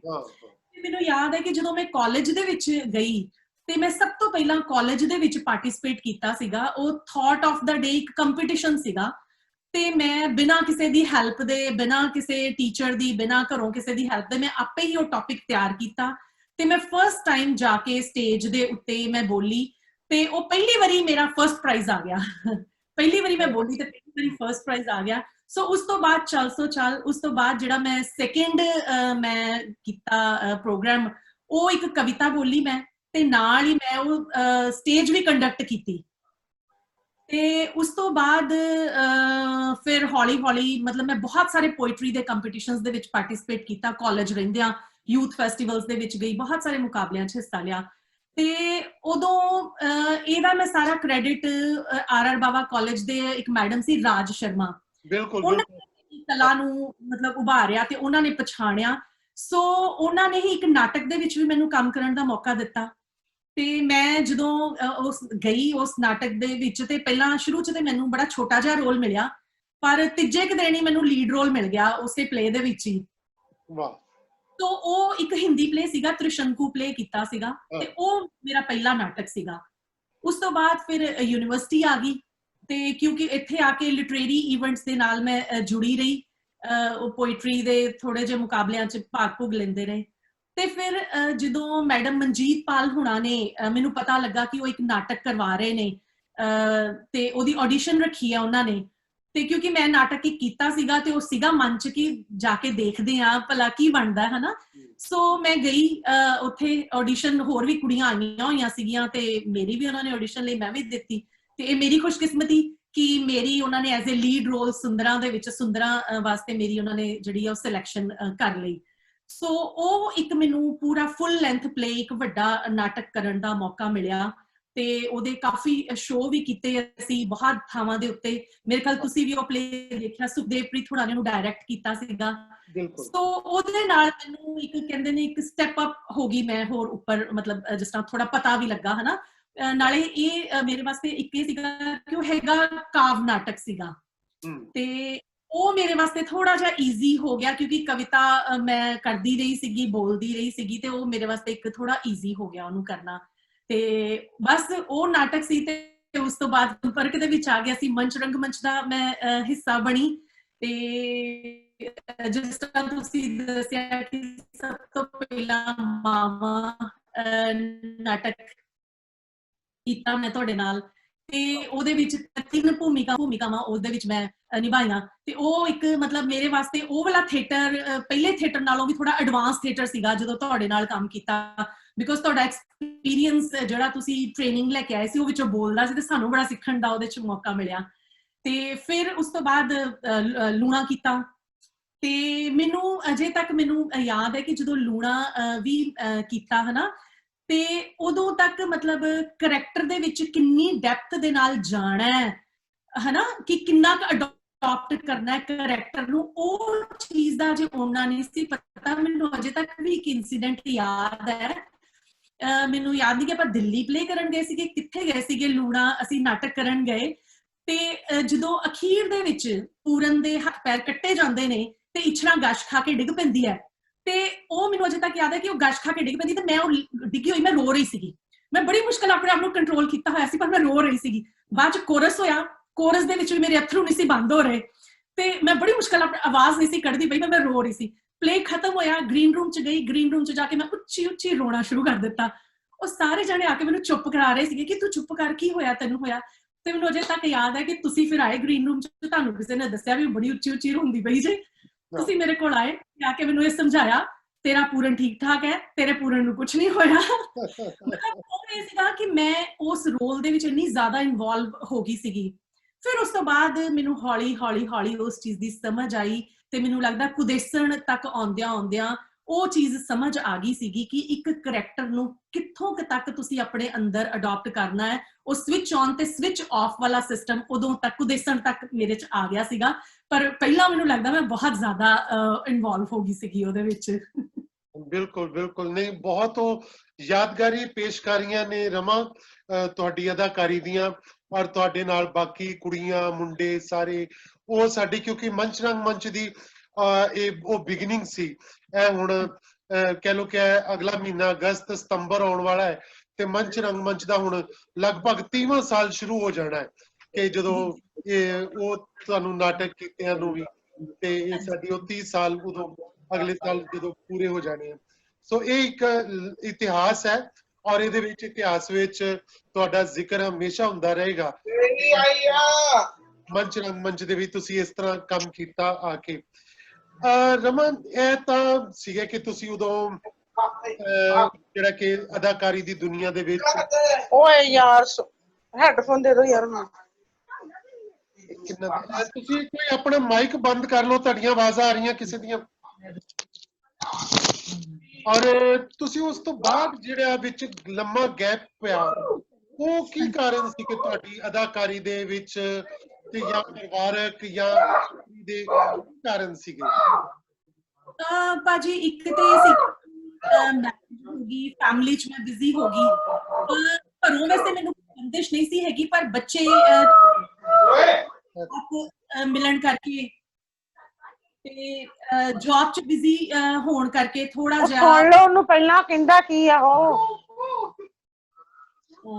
ਮੈਨੂੰ ਲੱਗਦਾ ਕਿਸੇ ਦੀ ਆਵਾਜ਼ ਵਿੱਚ ਬਹੁਤ ਆ ਰਹੀ ਹੈ। ਤੁਸੀਂ ਕੋਸ਼ਿਸ਼ ਕਰ ਰਹੇ, ਇਹ ਤੁਸੀਂ ਆਪਣਾ ਫੋਨ ਬੰਦ ਕਰ ਲਓ। ਇਹ ਕੋਈ ਗੈਲੈਕਸੀ 2016 ਵਾਲੇ ਹੈ, ਇਹ ਕਿਸੇ ਨੇ ਫੋਨ ਔਨ ਤਾਂ ਕੀਤਾ ਪਰ ਉਹ ਜੁਆਇਨ ਅੱਗੇ ਸਾਹਮਣੇ ਨਹੀਂ। ਹੁਣ ਆਵਾਜ਼ ਬੰਦ। ਹਾਂਜੀ, ਹੁਣ ਆਵਾਜ਼ ਬੰਦ। ਜੌਬ ਦੇ ਦੌਰਾਨ ਇਸ ਤਰ੍ਹਾਂ ਸੀਗਾ ਕਿ ਮੈਂ ਐਕਟਿਵ ਜ਼ਰੂਰ ਰਹੀ, ਕਿਉਂਕਿ ਮੈਂ ਬੱਚਿਆਂ ਨੂੰ ਤਿਆਰ ਕਰਵਾਉਂਦੀ ਰਹੀ। ਮੈਂ ਬੱਚਿਆਂ ਨੂੰ ਪਲੇ ਤਿਆਰ ਕਰਵਾਏ, ਮੈਂ ਪੋਇਟਰੀ ਕੰਪੀਟੀਸ਼ਨਸ ਦੇ ਵਿੱਚ ਬੱਚਿਆਂ ਦੀ ਤਿਆਰੀ ਕਰਵਾਈ ਤੇ ਸਟੇਜ ਕੰਡਕਟ ਕਰਦੀ ਰਹੀ ਮੈਂ। ਤੇ ਉਹ ਕਿਤੇ ਨਾ ਕਿਤੇ ਥੋੜਾ ਬਹੁਤਾ ਉਹ ਅੰਦਰ ਉਹ ਜਿਹੜੀ ਭੁੱਖ ਜੀ ਮਰਦੀ ਰਹੀ। ਪਰ ਖੈਰ ਉਹ ਪ੍ਰੋਫੈਸ਼ਨਲ ਥੀਏਟਰ ਨਹੀਂ ਕੀਤਾ, ਪਰ ਉਹ ਅੰਦਰ ਕਿਤੇ ਨਾ ਕਿਤੇ ਉਹ ਚੀਜ਼ ਰਹੀ। ਮੈਨੂੰ ਲੱਗਦਾ ਤਾਂ ਹੀ ਇੱਧਰ ਆ ਕੇ ਉਹ ਚੀਜ਼ ਫਿਰ ਉਹ ਬਾਹਰ ਨਿਕਲੀ। ਤੇ ਮੈਨੂੰ ਅਜੇ ਤੱਕ ਯਾਦ ਹੈ ਕਿ ਤੁਸੀਂ ਮੈਨੂੰ ਜਦੋਂ ਵੀ ਮਿਲਦੇ ਸੀ, ਕਿਸੇ ਵੀ ਫੰਕਸ਼ਨ 'ਚ ਮਿਲਦੇ ਸੀਗੇ, ਤੇ ਤੁਸੀਂ ਮੈਨੂੰ ਹਮੇਸ਼ਾ ਇਹ ਕਹਿੰਦੇ ਹੁੰਦੇ ਵੀ ਰਮਾ ਤੂੰ ਥੀਏਟਰ ਨਾ ਛੱਡ, ਤੂੰ ਥੀਏਟਰ ਕਰਿਆ ਕਰ। ਸੋ ਉਹ ਚੀਜ਼ ਵੀ ਮੈਨੂੰ ਇਨਸਪਾਇਰ ਕਰਦੀ ਸੀਗੀ ਕਿ ਮੈਨੂੰ ਕਰਨਾ ਚਾਹੀਦਾ, ਬਟ ਉਹ ਕੁਝ ਸਬੱਬ ਹੀ ਇੰਜ ਦੇ ਬਣੇ ਕਿ ਉੱਥੇ ਨਹੀਂ ਹੋਇਆ। ਰਮਾ, ਤੁਹਾਡੇ ਜਦੋਂ ਪੇਕਿਆਂ ਦੇ ਘਰ 'ਚ ਤੁਹਾਡੇ ਫਾਦਰ ਸਾਹਿਬ ਦਵਿੰਦਰ ਦੀਦਾਰ ਜੀ, ਉਹ ਖੁਦ ਲੇਖਕ ਸੀ, ਉਹ ਨਾਟਕ ਕਰਦੇ ਤਾਂ ਨਹੀਂ ਸੀ ਪਰ ਆਰਗੇਨਾਈਜ਼ ਜ਼ਰੂਰ ਕਰਦੇ ਸੀ। ਅਸੀਂ ਜਦੋਂ ਵੀ ਬਟਾਲੇ ਜਾਂਦੇ ਰਹੇ, ਸਾਡੇ ਟਾਈਮ ਵੀ ਅਸੀਂ ਉਸ ਤੋਂ ਪਹਿਲੇ ਵੀ ਜਾਂਦੇ ਸੀ ਗੁਰਸ਼ਰਨ ਭਾਜੀ ਨਾਲ, ਤੇ ਉਹ ਵਨ ਆਫ ਦੇ ਆਰਗੇਨਾਈਜ਼ਰ ਜ਼ਰੂਰ ਹੁੰਦੇ ਸੀਗੇ। ਫਿਰ ਤੁਸੀਂ ਸਹੁਰੇ ਘਰ ਆਏ ਤੇ ਤੁਹਾਡੇ ਕੋਲ ਬਿਕਰਮਜੀਤ ਸੇਖੋਂ ਹੋਰੀ ਵੀ, ਉਹ ਵੀ ਕਿਉਂਕਿ ਇਹਨਾਂ ਰੁਚੀਆਂ ਦੇ ਮਾਲਕ ਸੀਗੇ। ਤੇ ਕਿਵੇਂ ਇਹਨਾਂ ਦੋਨਾਂ ਪਰਿਵਾਰਾਂ ਨੇ ਕਿੱਦਾਂ ਹੈਲਪ ਕੀਤੀ ਤੁਹਾਡੇ ਵੀ ਇਸ ਥੀਏਟਰ ਨੂੰ, ਤੁਹਾਡੇ ਆਰਟ ਨੂੰ, ਤੁਹਾਡੀ ਲੇਖਣੀ ਨੂੰ ਪ੍ਰਮੋਟ ਕਰਨ ਲਈ, ਜਾਂ ਉਹਨਾਂ ਨੇ ਕਿਹਾ ਨਹੀਂ ਬਸ ਇੰਨਾ ਹੀ ਬਹੁਤ ਹੈ? ਨਹੀਂ, ਇਸ ਗੱਲੋਂ ਮੈਂ ਖੁਸ਼ਕਿਸਮਤ ਰਹੀ ਹਾਂ, ਪੇਕਿਓਂ ਵੀ ਤੇ ਸਹੁਰਿਓਂ ਵੀ, ਕਿ ਮੈਨੂੰ ਕਦੀ ਕਿਸੇ ਨੇ ਮਨਾ ਨਹੀਂ ਕੀਤਾ ਕੁਝ ਵੀ ਕਰਨ ਵਾਸਤੇ। ਪੇਰੈਂਟਸ ਵੱਲੋਂ ਵੀ ਫਾਦਰ ਨੇ ਮੈਨੂੰ ਹਮੇਸ਼ਾ ਇਨਕਰੇਜ ਹੀ ਕੀਤਾ ਸੀਗਾ ਉਹਨਾਂ ਨੇ, ਕਿਉਂਕਿ ਮੈਂ ਉਸ ਟਾਈਮ ਹਾਲਾਤ ਵੀ ਖਰਾਬ ਹੁੰਦੇ ਸੀ, ਫਿਰ ਵੀ ਅਸੀਂ ਕੰਪੀਟੀਸ਼ਨਸ ਤੇ ਜਾਂਦੇ ਸੀਗੇ। ਤੇ ਉਹ ਘਰੋਂ ਸਪੋਰਟ ਸੀਗੀ, ਮੈਨੂੰ ਪੂਰੀ ਸਪੋਰਟ ਸੀਗੀ। ਤੁਹਾਡੇ ਨਾਲ ਵੀ ਜਦੋਂ ਅਸੀਂ ਪਲੇ ਕਰਨ ਜਾਂਦੇ ਸੀ, ਅਸੀਂ ਬੰਗਲੌਰ, ਭੋਪਾਲ, ਅਸੀਂ ਕਿੰਨੀ ਦੂਰ ਤੱਕ ਪਲੇ ਕਰਨ ਜਾਂਦੇ ਸੀਗੇ। ਸੋ ਘਰੋਂ ਪੂਰੀ ਸਪੋਰਟ ਸੀਗੀ। ਐਸਾ ਮਤਲਬ ਉਹ ਮੈਨੂੰ ਬੰਦਿਸ਼ ਕੋਈ ਨਹੀਂ ਸੀ ਹੈਗੀ। ਉਹ ਇਸ ਗੱਲੋਂ ਮੈਂ ਖੁਸ਼ਕਿਸਮਤ ਰਹੀ ਹਾਂ। ਤੇ ਬਾਅਦ ਵਿੱਚ ਵੀ ਮੈਨੂੰ ਕੋਈ ਐਸੀ ਬੰਦਿਸ਼ ਨਹੀਂ ਸੀ ਹੈਗੀ, ਬਸ ਫੈਮਿਲੀ 'ਚ ਬਿਜ਼ੀ ਹੋਣ ਕਰਕੇ, ਬੱਚਿਆਂ ਕਰਕੇ ਥੋੜਾ ਜਿਹਾ ਮੈਂ ਪ੍ਰੋਪਰ ਥੀਏਟਰ ਨਹੀਂ ਕਰ ਸਕੀ। ਤੇ ਮੈਨੂੰ ਲੱਗਦਾ ਉਹ ਹੀ ਸਪੋਰਟ ਹੈਗੀ ਹੈ ਅਜੇ ਤੱਕ ਵੀ, ਤਾਂ ਕਿ ਮੈਂ ਇੱਥੇ ਆ ਕੇ ਹੁਣ ਮੈਂ ਦੁਬਾਰਾ ਉਹ ਫਿਰ ਉਸ ਨੂੰ ਕਰਨਾ ਸ਼ੁਰੂ ਕਰ ਦਿੱਤਾ ਮੈਂ ਥੀਏਟਰ। ਤੇ ਜੇ ਸਪੋਰਟ ਨਾ ਹੁੰਦੀ ਤੇ ਨਹੀਂ ਸੀ ਹੋਣਾ। ਤੇ ਫਿਰ ਰਮਾ, ਜਦੋਂ ਤੁਸੀਂ ਤੁਹਾਡੇ ਹਸਬੈਂਡ ਵੀ ਬਿਕਰਮ ਹੋਰੀ ਵੀ ਯੂਨੀਵਰਸਿਟੀ ਦੇ ਵਿੱਚ ਜੌਬ ਦੇ ਵਿੱਚ ਸੀ, ਬਹੁਤ ਅੱਛੀ, ਤੁਸੀਂ ਵੀ ਇੱਥੇ ਲੈਕਚਰਰ ਸੀਗੇ, ਤੇ ਫਿਰ ਉਹ ਕਿਹੜੇ ਕਾਰਨ ਬਣੇ ਕਿ ਤੁਸੀਂ ਇੰਡੀਆ ਤੋਂ ਆਸਟ੍ਰੇਲੀਆ ਸ਼ਿਫਟ ਕਰ ਗਏ ਪਰਿਵਾਰ ਸਮੇਤ? ਜਦੋਂ ਕਿ ਇਹ ਮੈਂ ਨਾ ਸਾਰਿਆਂ ਨੂੰ ਸਵਾਲ ਪੁੱਛਦਾ ਜਿਹੜੇ ਬਾਹਰ ਰਹਿਣ ਵਾਲੇ ਨੇ, ਕਿ ਜਿਹੜੇ ਚੰਗੇ ਚੰਗੇ ਲੋਕ ਹੁੰਦੇ ਉਹ ਕਿਉਂ ਚਲੇ ਜਾਂਦੇ ਆ ਬਾਹਰਲੇ ਮੁਲਕਾਂ 'ਚ, ਜਿਹੜੇ ਇੱਥੇ ਵੈਲ ਸੈੱਟ ਹੁੰਦੇ ਆ? ਫਿਰ ਕਿਹੜੇ ਕਾਰਨ ਹੈ, ਕਿਹੜੀ ਚੀਜ਼ ਆ ਉਹਨਾਂ ਨੂੰ ਖਿੱਚ ਪਾਉਂਦੀ ਕਿ ਉਹ ਬਾਹਰ ਤੁਰੇ ਜਾਂਦੇ ਆ? ਇਹ ਦਾਣਾ ਪਾਣੀ ਖਿੱਚ ਕੇ ਲਿਆਉਂਦਾ, ਹੋਰ ਕੁਝ ਨਹੀਂ ਹੈਗਾ। ਉਹ ਮੈਨੂੰ ਲੱਗਦਾ ਕੁਝ ਕੁਦਰਤੀ ਐਸੇ ਸਬਬ ਬਣ ਜਾਂਦੇ ਨੇ, ਕੋਈ ਐਡਾ ਪਲਾਨ ਨਹੀਂ ਸੀ ਹੈਗਾ। ਤੇ ਮੈਂ ਤੇ ਬੜੀ ਲੇਟ ਆਈ ਹਾਂ, ਮੇਰੀ ਫੈਮਿਲੀ, ਮੇਰੇ ਬੱਚੇ ਤੇ ਹਸਬੈਂਡ ਪਹਿਲਾਂ ਹੀ ਆ ਗਏ ਸੀਗੇ, ਇਹ 14 ਚ ਆ ਗਏ ਸੀਗੇ, ਬਟ ਮੈਂ ਕਰਦੀ ਰਹੀ। ਪਰ ਫਿਰ ਨਹੀਂ ਗੁਜ਼ਾਰਾ ਹੋਇਆ ਕਿਉਂਕਿ ਫੈਮਿਲੀ ਇੱਥੇ ਸੀ, ਬੱਚੇ ਇੱਥੇ ਨਹੀਂ, ਫਿਰ ਮੈਂ ਵੀ ਛੱਡ ਛਡਾ ਕੇ ਤੇ ਫਿਰ ਮੈਂ ਕਿਹਾ ਨਹੀਂ ਬਸ ਹੁਣ ਬਹੁਤ ਹੋ ਗਿਆ, ਹੁਣ ਪਰਿਵਾਰ ਦੇ ਕੋਲ ਜਾਣਾ ਬਣਦਾ ਹੈ। ਤੇ ਇੱਥੇ ਆ ਕੇ ਵੀ ਜਦੋਂ ਇੱਥੇ ਆਏ ਸ਼ੁਰੂ ਚ ਤੇ ਮੈਨੂੰ ਬਹੁਤ ਔਖਾ ਲੱਗਾ ਇੱਥੇ ਆ ਕੇ, ਬਿਕਾਜ਼ ਤੁਸੀਂ ਇੱਕ ਵਾਰੀ ਟੁੱਟਦੇ ਜੇ ਆਪਣੀਆਂ ਜੜ੍ਹਾਂ ਦੇ ਨਾਲ, ਤੇ ਇੱਕ ਨਵੀਂ ਧਰਤੀ ਦੇ ਉੱਤੇ ਆ ਕੇ ਜਿੱਥੇ ਤੁਹਾਨੂੰ ਕੋਈ ਜਾਣਦਾ ਪਛਾਣਦਾ ਨਹੀਂ ਆ ਇੱਕਦਮ ਆਉਂਦਿਆਂ, ਤੇ ਉੱਥੇ ਤੁਸੀਂ ਭਰਿਆ ਵਿਹੜਾ ਛੱਡਿਆ ਹੁੰਦਾ, ਤੇ ਇੱਥੇ ਆ ਕੇ ਉਹ ਬੜਾ ਔਖਾ ਟਾਈਮ ਸੀਗਾ ਮੇਰੇ ਵਾਸਤੇ, ਸ਼ੁਰੂ ਚ ਬਹੁਤ ਔਖਾ ਟਾਈਮ ਸੀਗਾ। ਤੇ ਉਹ ਮੈਨੂੰ ਅਜੇ ਵੀ ਯਾਦ ਆਉਂਦੀਆਂ ਨੇ ਕੁਝ, ਮਤਲਬ ਉਸ ਸਾਰੇ ਪੀਰੀਅਡ ਨੂੰ ਮੈਨੂੰ ਲੱਗਦਾ ਮੈਂ ਇਕੱਲੀ ਨਹੀਂ, ਜਿਹੜੇ ਵੀ ਆਉਂਦੇ ਨੇ ਬਾਹਰ ਉਹ ਉਸ ਦਰਦ ਨੂੰ ਹੰਡਾਉਂਦੇ ਨੇ, ਉਹ ਇੱਕ ਆਪਣੇਪਨ ਦੀ ਕਮੀ ਮਹਿਸੂਸ ਕਰਦੇ ਨੇ ਸਾਰਾ। ਮੈਂ ਵੀ ਇੱਥੇ ਕੁਝ ਫੰਕਸ਼ਨਸ ਹੋਣੇ ਮੈਂ ਅਟੈਂਡ ਕਰਨੇ, ਮੈਂ ਜਾਣਾ ਪਿੱਛੇ ਬੈਠ ਕੇ ਵੇਖ ਵੂਖ ਕੇ ਆ ਜਾਣਾ, ਤੇ ਇੱਕ ਚੀਜ਼ ਜੀ ਅੰਦਰੋਂ ਬੜੀ ਉੱਠਦੀ ਹੁੰਦੀ ਸੀਗੀ। ਤੇ ਉਹ ਇੱਕ ਕਵਿਤਾ, ਛੋਟੀ ਜਿਹੀ ਕਵਿਤਾ ਹਿੰਦੀ ਚ, ਮੈਂ ਉਹ ਜ਼ਰੂਰ ਉਹ ਸਾਰਾ ਦਰਦ ਜਿਹੜਾ ਨਾ ਉਹਦੇ ਚ ਇਹ ਹੈਗਾ ਕਿ ਉਹ ਮੈਂ ਸੁਣਾਵਾਂ? ਜ਼ਰੂਰ ਸੁਣਾਓ। ਹੋਰ ਵੀ ਉਹ ਹਿੰਦੀ ਚ ਸੀਗਾ, ਹਿੰਦੀ ਉਹ ਹੈਗਾ ਕਿ वो सीखा कि दुख तो देता है खास से आम हो जाना, भरी महफिल में बेनाम से हो जाना। वाह। कहाँ महफिलों के शान हुआ करते थे, इतनी नज़में और नगमे सुनाया करते थे, हर किसी की जुबान पे नाम हुआ करता था, चर्चा हमारा भी शरेआम हुआ करता था। अब दुनिया के दूजे कोने में जिंदगी बसर कर रहे हैं, सब ख्वाहिशों को सीने में दफन कर रहे हैं, शायद वजूद का फिर कोई अंकुर फूटे, गुमनामी की जंजीरें फिर से टूटे, उम्मीद है ये बीज फिर पेड़ बन जाए और इसके फूलों की खुशबू दूर दूर तक जाए, क्योंकि दुख तो देता है खास से आम हो जाना और भरी महफिल में बेनाम से हो जाना। सो एक दर्द हंडाया सीगा। बहुत ਵਧੀਆ ਰਮਾ, ਇਹਦੇ ਮੈਨੂੰ ਯਾਦ ਆ ਗਈ ਕਿ ਉਹ ਸੁਰਜੀਤ ਪਾਤਰ ਹੋਰਾਂ ਦੀ ਵੀ ਇੱਕ ਨਜ਼ਮ ਹੈ, ਤੇ ਉਹਦੇ ਇੱਕ ਬੋਲ ਨੇ ਕਿ ਪਿੰਡ ਜਿਨ੍ਹਾਂ ਦੇ ਗੱਡੇ ਚੱਲਣ, ਹੁਕਮ ਅਤੇ ਸਰਦਾਰੀ, ਸ਼ਹਿਰ 'ਚ ਆ ਕੇ ਬਣ ਜਾਂਦੇ ਨੇ ਬੱਸ ਦੀ ਇੱਕ ਸਵਾਰੀ। ਸੋ ਇਹ ਤੁਹਾਡੀ ਨਜ਼ਮ ਦੇ ਵਿੱਚੋਂ ਵੀ ਉਹੀ ਦਰਦ, ਉਹੀ ਗੱਲ ਝਲਕਦੀ ਹੈ, ਪਰ ਇਹਦੇ ਵਿੱਚ ਇੱਕ ਆਸ਼ਾ ਵੀ ਹੈ ਕਿ ਫਿਰ ਤੋਂ ਅੰਕੁਰ, ਫਿਰ ਤੋਂ ਬੀਜ ਫੁੱਟਣਗੇ, ਤੇ ਫਿਰ ਤੋਂ ਅਸੀਂ ਜਿਹੜੀ ਜ਼ਿੰਦਗੀ ਹੈ ਉਹ ਜੀਵਾਂਗੇ ਉਸੇ ਤਰ੍ਹਾਂ ਭਰੀ ਹੋਈ। ਜੀ, ਇਦਾਂ ਦਾ ਕੁਝ ਹੋਰ ਵੀ ਸੁਣਾਉਣਾ ਚਾਹੋ, ਜ਼ਰੂਰ ਸੁਣਾਓ। ਤੇ ਮੈਂ ਆ ਕੇ ਮਤਲਬ ਕੁਝ ਸਮੇਂ ਬਾਅਦ ਮੈਂ ਇੱਕ ਲੋਕਲ ਰੇਡੀਓ ਸਟੇਸ਼ਨ ਇੱਥੇ ਸੀਗਾ, ਸਾਂਝੀ ਆਵਾਜ਼ ਰੇਡੀਓ, ਮੈਂ ਉਹ ਜੁਆਇਨ ਕੀਤਾ। ਮੈਂ 10-11 ਮਹੀਨੇ ਉੱਥੇ ਮੈਂ ਜਾਂਦੀ ਰਹੀ, ਪ੍ਰੋਗਰਾਮ ਦਿੰਦੀ ਰਹੀ ਉੱਥੇ ਜਾ ਕੇ। ਸੋ ਉਹਦੇ ਨਾਲ ਵੀ ਮੈਨੂੰ ਇੱਕ ਹੌਸਲਾ ਜਿਹਾ ਜ਼ਰੂਰ ਮਿਲਿਆ ਸੀਗਾ।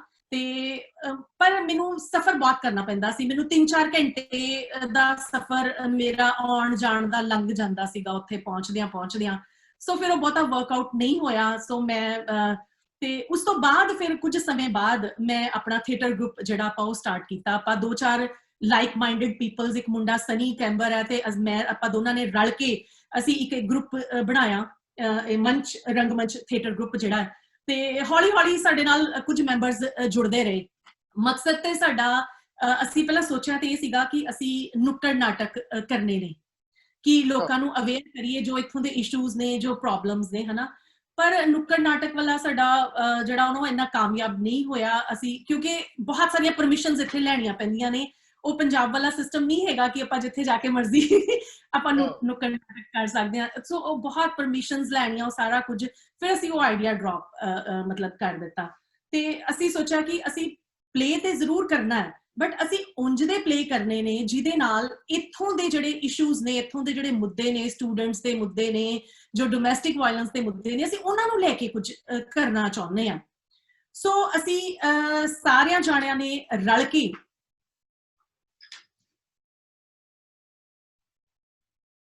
ਸਾਰਿਆਂ ਜਣਿਆਂ ਨੇ ਪਰ ਰਲ ਕੇ ਇੱਕ ਸਟੋਰੀ ਲਾਈਨ ਕ੍ਰੀਏਟ ਕੀਤੀ ਕਿ ਜੋ ਜੋ ਇਸ਼ੂਜ਼ ਹੈਗੇ ਨੇ ਅਸੀਂ ਕਹਾਣੀਆਂ ਲਈਆਂ, ਮਤਲਬ ਆਪਣੇ ਸੋਸਾਇਟੀ 'ਚ ਜੋ ਜੋ ਹੋ ਰਿਹਾ ਸੀਗਾ, ਤੇ ਇੱਕ ਸਟੋਰੀ ਲਾਈਨ ਬਣਾਈ।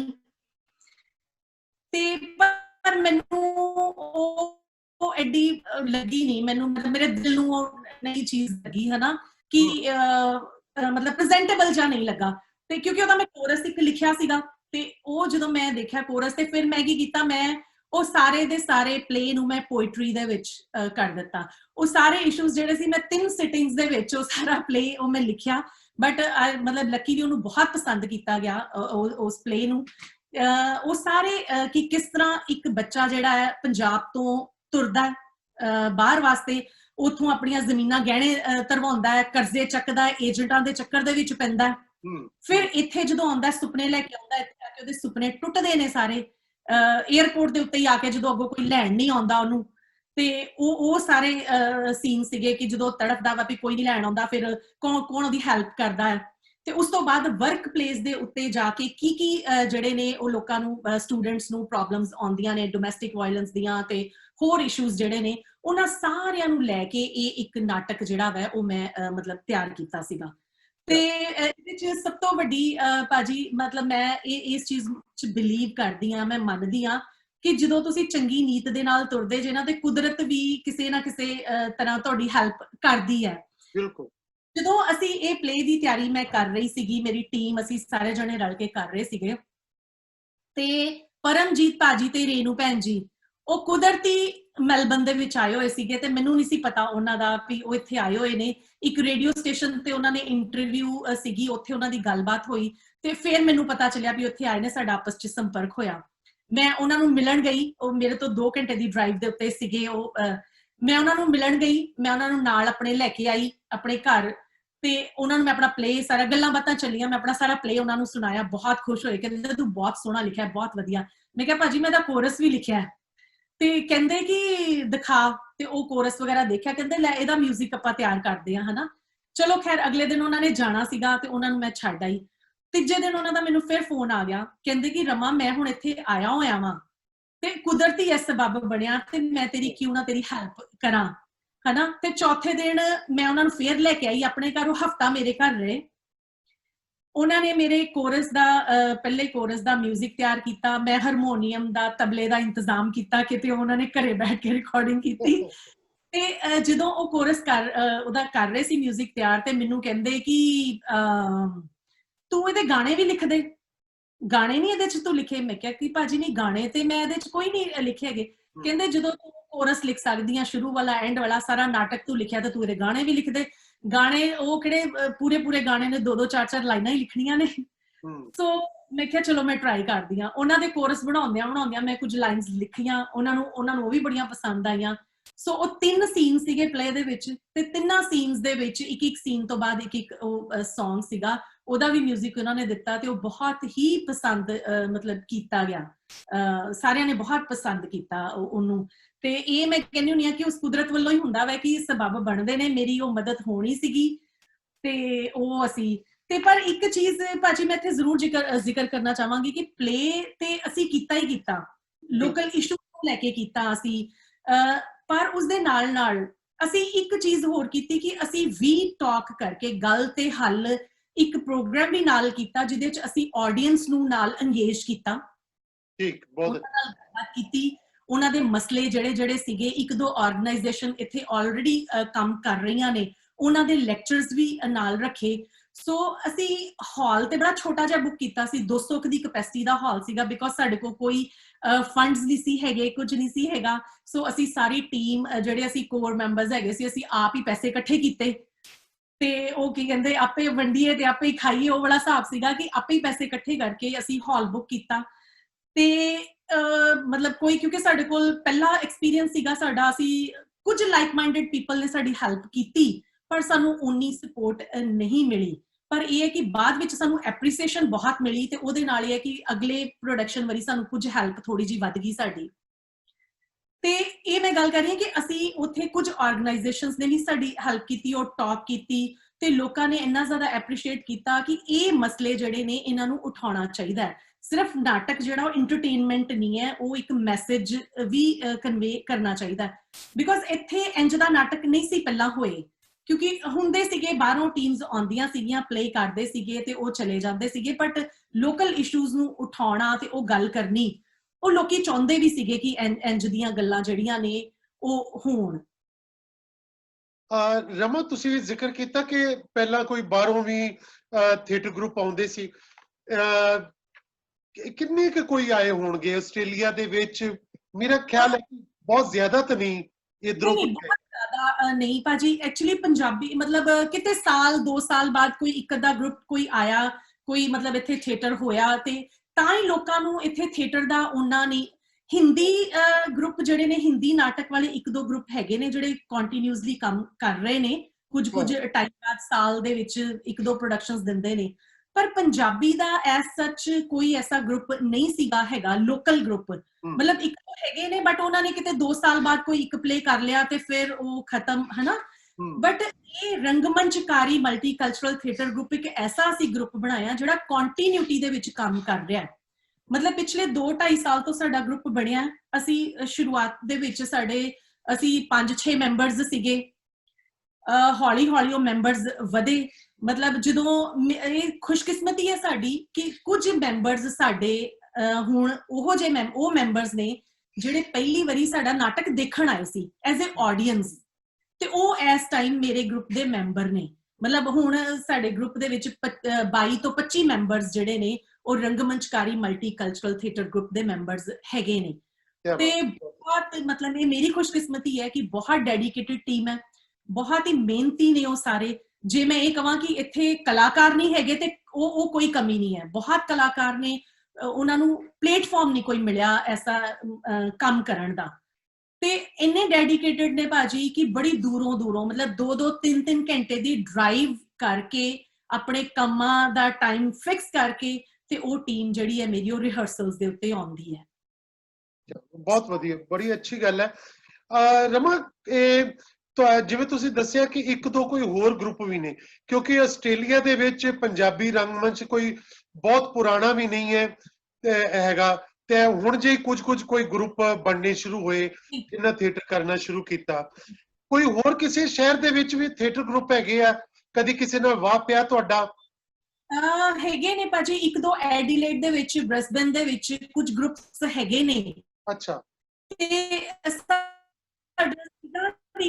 ਹੁਣ ਆਉਣ ਵਾਲੇ ਟਾਈਮ ਵਿੱਚ ਅਸੀਂ ਕੁਝ ਇਕੱਠਾ ਕਰੀਏ, ਬਟ ਉਹ ਕਿਉਂਕਿ ਹੁਣ ਟਾਈਮ ਹੀ ਐਸਾ ਆਇਆ ਹੋਇਆ ਹੈ ਕਿ ਅਸੀਂ ਅਜੇ ਐਸਾ ਕੁਝ ਨਹੀਂ ਕਰ ਪਾਏ। ਤੇ ਕਿਉਂਕਿ ਅਸੀਂ ਜਿਹੜਾ ਲੇਟੈਸਟ ਮੈਂ ਪਲੇ ਕੀਤਾ ਸੀਗਾ ਉਹ ਅਸੀਂ 7 ਮਾਰਚ ਨੂੰ ਆਪਾਂ ਸੈਕੰਡ ਪਲੇ, ਜਿਹੜਾ ਮੇਰਾ ਪਹਿਲਾ ਜਿਹੜਾ ਪਲੇ ਸੀਗਾ ਉਹ ਸੀਗਾ ਸਿਰਫ ਨਾਟਕ ਨਹੀਂ ਹੈ, ਉਹ ਕਾਵਿ ਨਾਟਕ ਸੀਗਾ ਉਹ ਸਾਰਾ।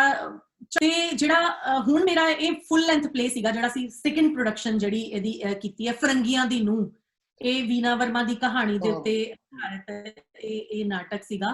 ਤੇ ਇਹ 7 ਮਾਰਚ ਨੂੰ ਸਾਡਾ ਇਹਦਾ ਸ਼ੋਅ ਹੋਇਆ ਸੀਗਾ। ਅਸੀਂ ਅਜੇ ਇਹਦੇ ਪਲਾਨ ਕੀਤੇ ਹੋਏ ਸੀ ਇਹਦੇ ਹੋਰ ਸ਼ੋਅ ਕਰਨੇ, ਪਰ ਉਹ ਹੁਣ ਸਾਰਾ ਕੁਝ ਹੀ ਅਪਸੈਟ ਹੋ ਗਿਆ।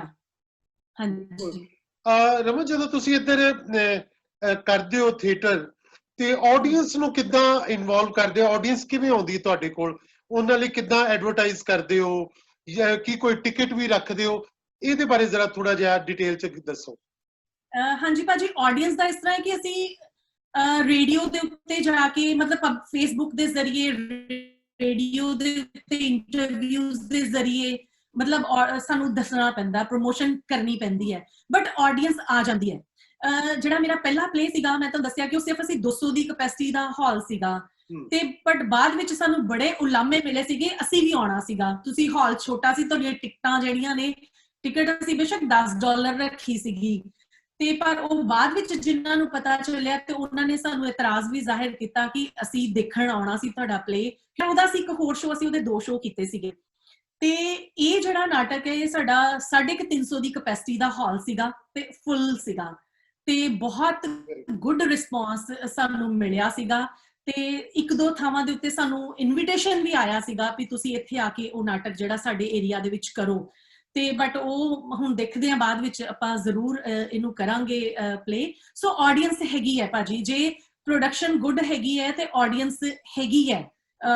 ਮਤਲਬ ਮੈਨੂੰ ਬਹੁਤ ਅੱਛਾ ਰਿਸਪੌਂਸ ਮਿਲਿਆ, ਮਤਲਬ ਮੇਰੀ ਉਮੀਦ ਤੋਂ ਜ਼ਿਆਦਾ ਅੱਛਾ ਰਿਸਪੌਂਸ ਮੈਨੂੰ ਮਿਲਿਆ ਜਦੋਂ ਆਡੀਅנס ਦੀਆਂ ਤਾੜੀਆਂ ਸੀਟੀਆਂ ਜਿਹੜੀਆਂ ਨੇ ਉਹ ਤੁਹਾਨੂੰ ਬਹੁਤ ਮੋਟੀਵੇਟ ਕਰਦੀਆਂ ਨੇ। ਬਿਲਕੁਲ ਬਿਲਕੁਲ, ਇਹੋ ਹੀ ਬਚਦਾ ਹੈ ਥੀਏਟਰ ਦੇ ਵਿੱਚ, ਹੋਰ ਨਹੀਂ ਕੁਝ ਬਚਦਾ। ਤਾੜੀਆਂ ਸੀਟੀਆਂ ਜਿਹੜੀਆਂ ਨੇ ਬਹੁਤ ਬਚਦੀਆਂ ਨੇ ਤੇ ਇਹੋ ਬਚਾਈ ਰੱਖਦੀਆਂ ਨੇ ਇਹ। ਹਾਂਜੀ।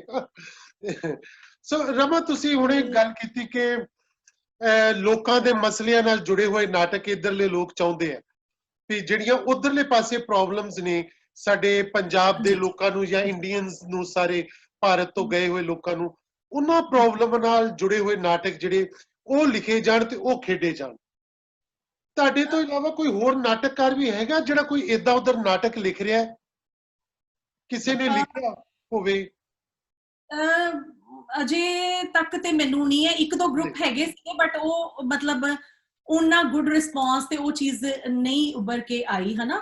ਹੁਣ ਮੈਂ ਜਿਹੜਾ ਫਰੰਗੀਆਂ ਦੀ ਨੂੰ ਨਾਟਕ ਜਿਹੜਾ ਕੀਤਾ ਹੈ ਉਹ ਵੀ ਸਾਰਾ ਬਾਹਰ ਦੇ ਜਿਹੜੇ ਇਸ਼ੂਜ਼ ਨੇ ਉਹਨਾਂ ਦੇ ਉੱਤੇ, ਇੱਕ ਲੇਡੀ ਕਿਸ ਤਰ੍ਹਾਂ ਬਾਹਰ ਆਉਂਦੀ ਹੈ, ਸਟਰਗਲ ਕਰਦੀ ਹੈ ਸਾਰਾ, ਉਹ ਜਦੋਂ ਇੰਜ ਦੇ ਪਲੇ ਕੀਤੇ ਜਾਂਦੇ ਨੇ ਤੇ ਲੋਕਾਂ ਨੂੰ ਲੱਗਦਾ ਕਿ ਉਹਨਾਂ ਦੀ ਦੁੱਖ ਦੀ ਰਗ ਦੇ ਉੱਤੇ ਹੱਥ ਰੱਖਿਆ ਗਿਆ, ਉਹ ਉਹਨਾਂ ਦੀ ਗੱਲ ਨੂੰ ਕੀਤਾ ਗਿਆ। ਮੋਰਓਵਰ ਇਸ ਪਲੇ 'ਚ ਕਾਮੇਡੀ ਵੀ ਸੀਗੀ, ਇਹਦੇ 'ਚ ਕਾਮੇਡੀ ਵੀ ਸੀਗੀ, ਮਤਲਬ ਸਾਰਾ ਕੁਝ ਇੱਕ ਸੀਗਾ ਇਹਦਾ ਨਾ ਪੈਕੇਜ। ਸੋ ਮਤਲਬ ਪ੍ਰੋਬਲਮਸ ਤੇ ਆਉਂਦੀਆਂ ਨੇ ਭਾਜੀ, ਮਤਲਬ ਇੱਕ ਐਡੀ ਵੱਡੀ ਪ੍ਰੋਡਕਸ਼ਨ ਨੂੰ ਤਿਆਰ ਕਰਨ ਦੇ ਵਿੱਚ ਬਹੁਤ ਸਾਰੀਆਂ ਪ੍ਰੋਬਲਮਸ ਦੇ ਵਿੱਚੋਂ ਲੰਘਣਾ ਪੈਂਦਾ ਹੈ। ਸੌਖਾ ਨਹੀਂ ਹੈਗਾ, ਬਿਕੋਜ਼ ਤੁਹਾਨੂੰ ਫੰਡਸ ਵੀ ਅਰੇਂਜ ਕਰਨੇ ਨੇ, ਤੁਹਾਨੂੰ ਸਾਰਾ ਕੁਝ ਉਹ ਈਜ਼ੀ ਨਹੀਂ ਹੈਗਾ ਹਨਾ। ਤੇ ਪਰ ਜਿਸ ਤਰ੍ਹਾਂ ਮੈਂ ਪਿਛਲੇ ਪਲੇ ਵਾਰੀ ਮੈਂ ਗੱਲ ਕੀਤੀ ਸੀਗੀ ਕਿ ਪਰਮਜੀਤ ਭਾਜੀ ਆ ਗਏ ਸੀਗੇ ਮੇਰੀ ਹੈਲਪ ਕਰਨ ਵਾਸਤੇ, ਔਰ ਰੱਬ ਨੇ ਭੇਜਿਆ ਸੀ ਉਹਨਾਂ ਨੂੰ। ਇਹ ਜਿਹੜਾ ਫਰੰਗੀਆਂ ਦੀ ਨੂੰ ਮੈਂ ਜਦੋਂ ਅਸੀਂ ਸਟਾਰਟ ਕੀਤਾ, ਮੈਂ ਡਰੀ ਤੇ ਬਹੁਤ ਸੀਗੀ ਕਿ ਐਡੀ ਵੱਡੀ ਪ੍ਰੋਡਕਸ਼ਨ ਹੈ, ਮੈਂ ਕਿਸ ਤਰ੍ਹਾਂ ਕਰਾਂਗੀ ਹਨਾ। ਨੋ ਡਾਊਟ ਟੀਮ ਬਹੁਤ ਸਪੋਰਟਿਵ ਹੈ, ਪਰ ਉਹ ਸਾਰੇ ਨਵੇਂ ਕਲਾਕਾਰ ਨੇ ਭਾਜੀ, ਹੰਡੇਵਰ ਤੇ ਕਲਾਕਾਰ ਉਹਨਾਂ ਦੇ ਵਿੱਚੋਂ ਕੋਈ ਵੀ ਨਹੀਂ ਹੈ। ਕਿਸੇ ਨੇ ਜੇ ਥੀਏਟਰ ਕੀਤਾ ਵੀ ਹੈ ਤੇ ਕਿਸੇ ਨੇ 1-ਅੱਧਾ ਸਾਲ ਥੀਏਟਰ ਕੀਤਾ ਹੋਇਆ ਵਾ ਪਹਿਲਾਂ, ਬਾਕੀ ਸਭ ਨਵੇਂ ਕਲਾਕਾਰ ਨੇ। ਤੇ ਏਡੀ ਵੱਡੀ ਪ੍ਰੋਡਕਸ਼ਨ ਕਰਨ ਦੇ ਵਿੱਚ ਵੀ 2-3 ਬੰਦੇ ਸੀਗੇ ਜਿਨ੍ਹਾਂ ਦੀ ਮੈਨੂੰ ਬਹੁਤ ਹੈਲਪ ਹੋਈ, ਮੈਂ ਉਹਨਾਂ ਦਾ ਜ਼ਿਕਰ ਜ਼ਰੂਰ ਕਰਨਾ ਚਾਹਾਂਗੀ। ਇੱਕ ਮੁੰਡਾ ਤੇ ਅੰਮ੍ਰਿਤਸਰ ਦਾ ਹੀ ਹੈ, ਮਨਦੀਪ ਰੰਧਾਵਾ। ਮਨਦੀਪ ਰੰਧਾਵਾ, ਹਾਂ, ਖਾਲਸਾ ਕਾਲਜ ਪੜ੍ਹਦਾ ਰਿਹਾ ਮੁੰਡਾ, NSD ਦਾ ਸਟੂਡੈਂਟ ਹੈ, NSD ਪਾਸ ਆਊਟ ਸਟੂਡੈਂਟ ਹੈ। ਇਸ ਮੁੰਡੇ ਨੇ ਮੇਰੀ ਬਹੁਤ ਹੈਲਪ ਕੀਤੀ, ਸਕ੍ਰਿਪਟ ਵੀ ਇਸੇ ਨੇ ਹੀ ਮੈਨੂੰ ਪ੍ਰੋਵਾਈਡ ਕਰਕੇ ਦਿੱਤੀ ਸੀਗੀ, ਲਿਖਵਾਈ ਸੀਗੀ ਇਹਨੇ ਹੀ।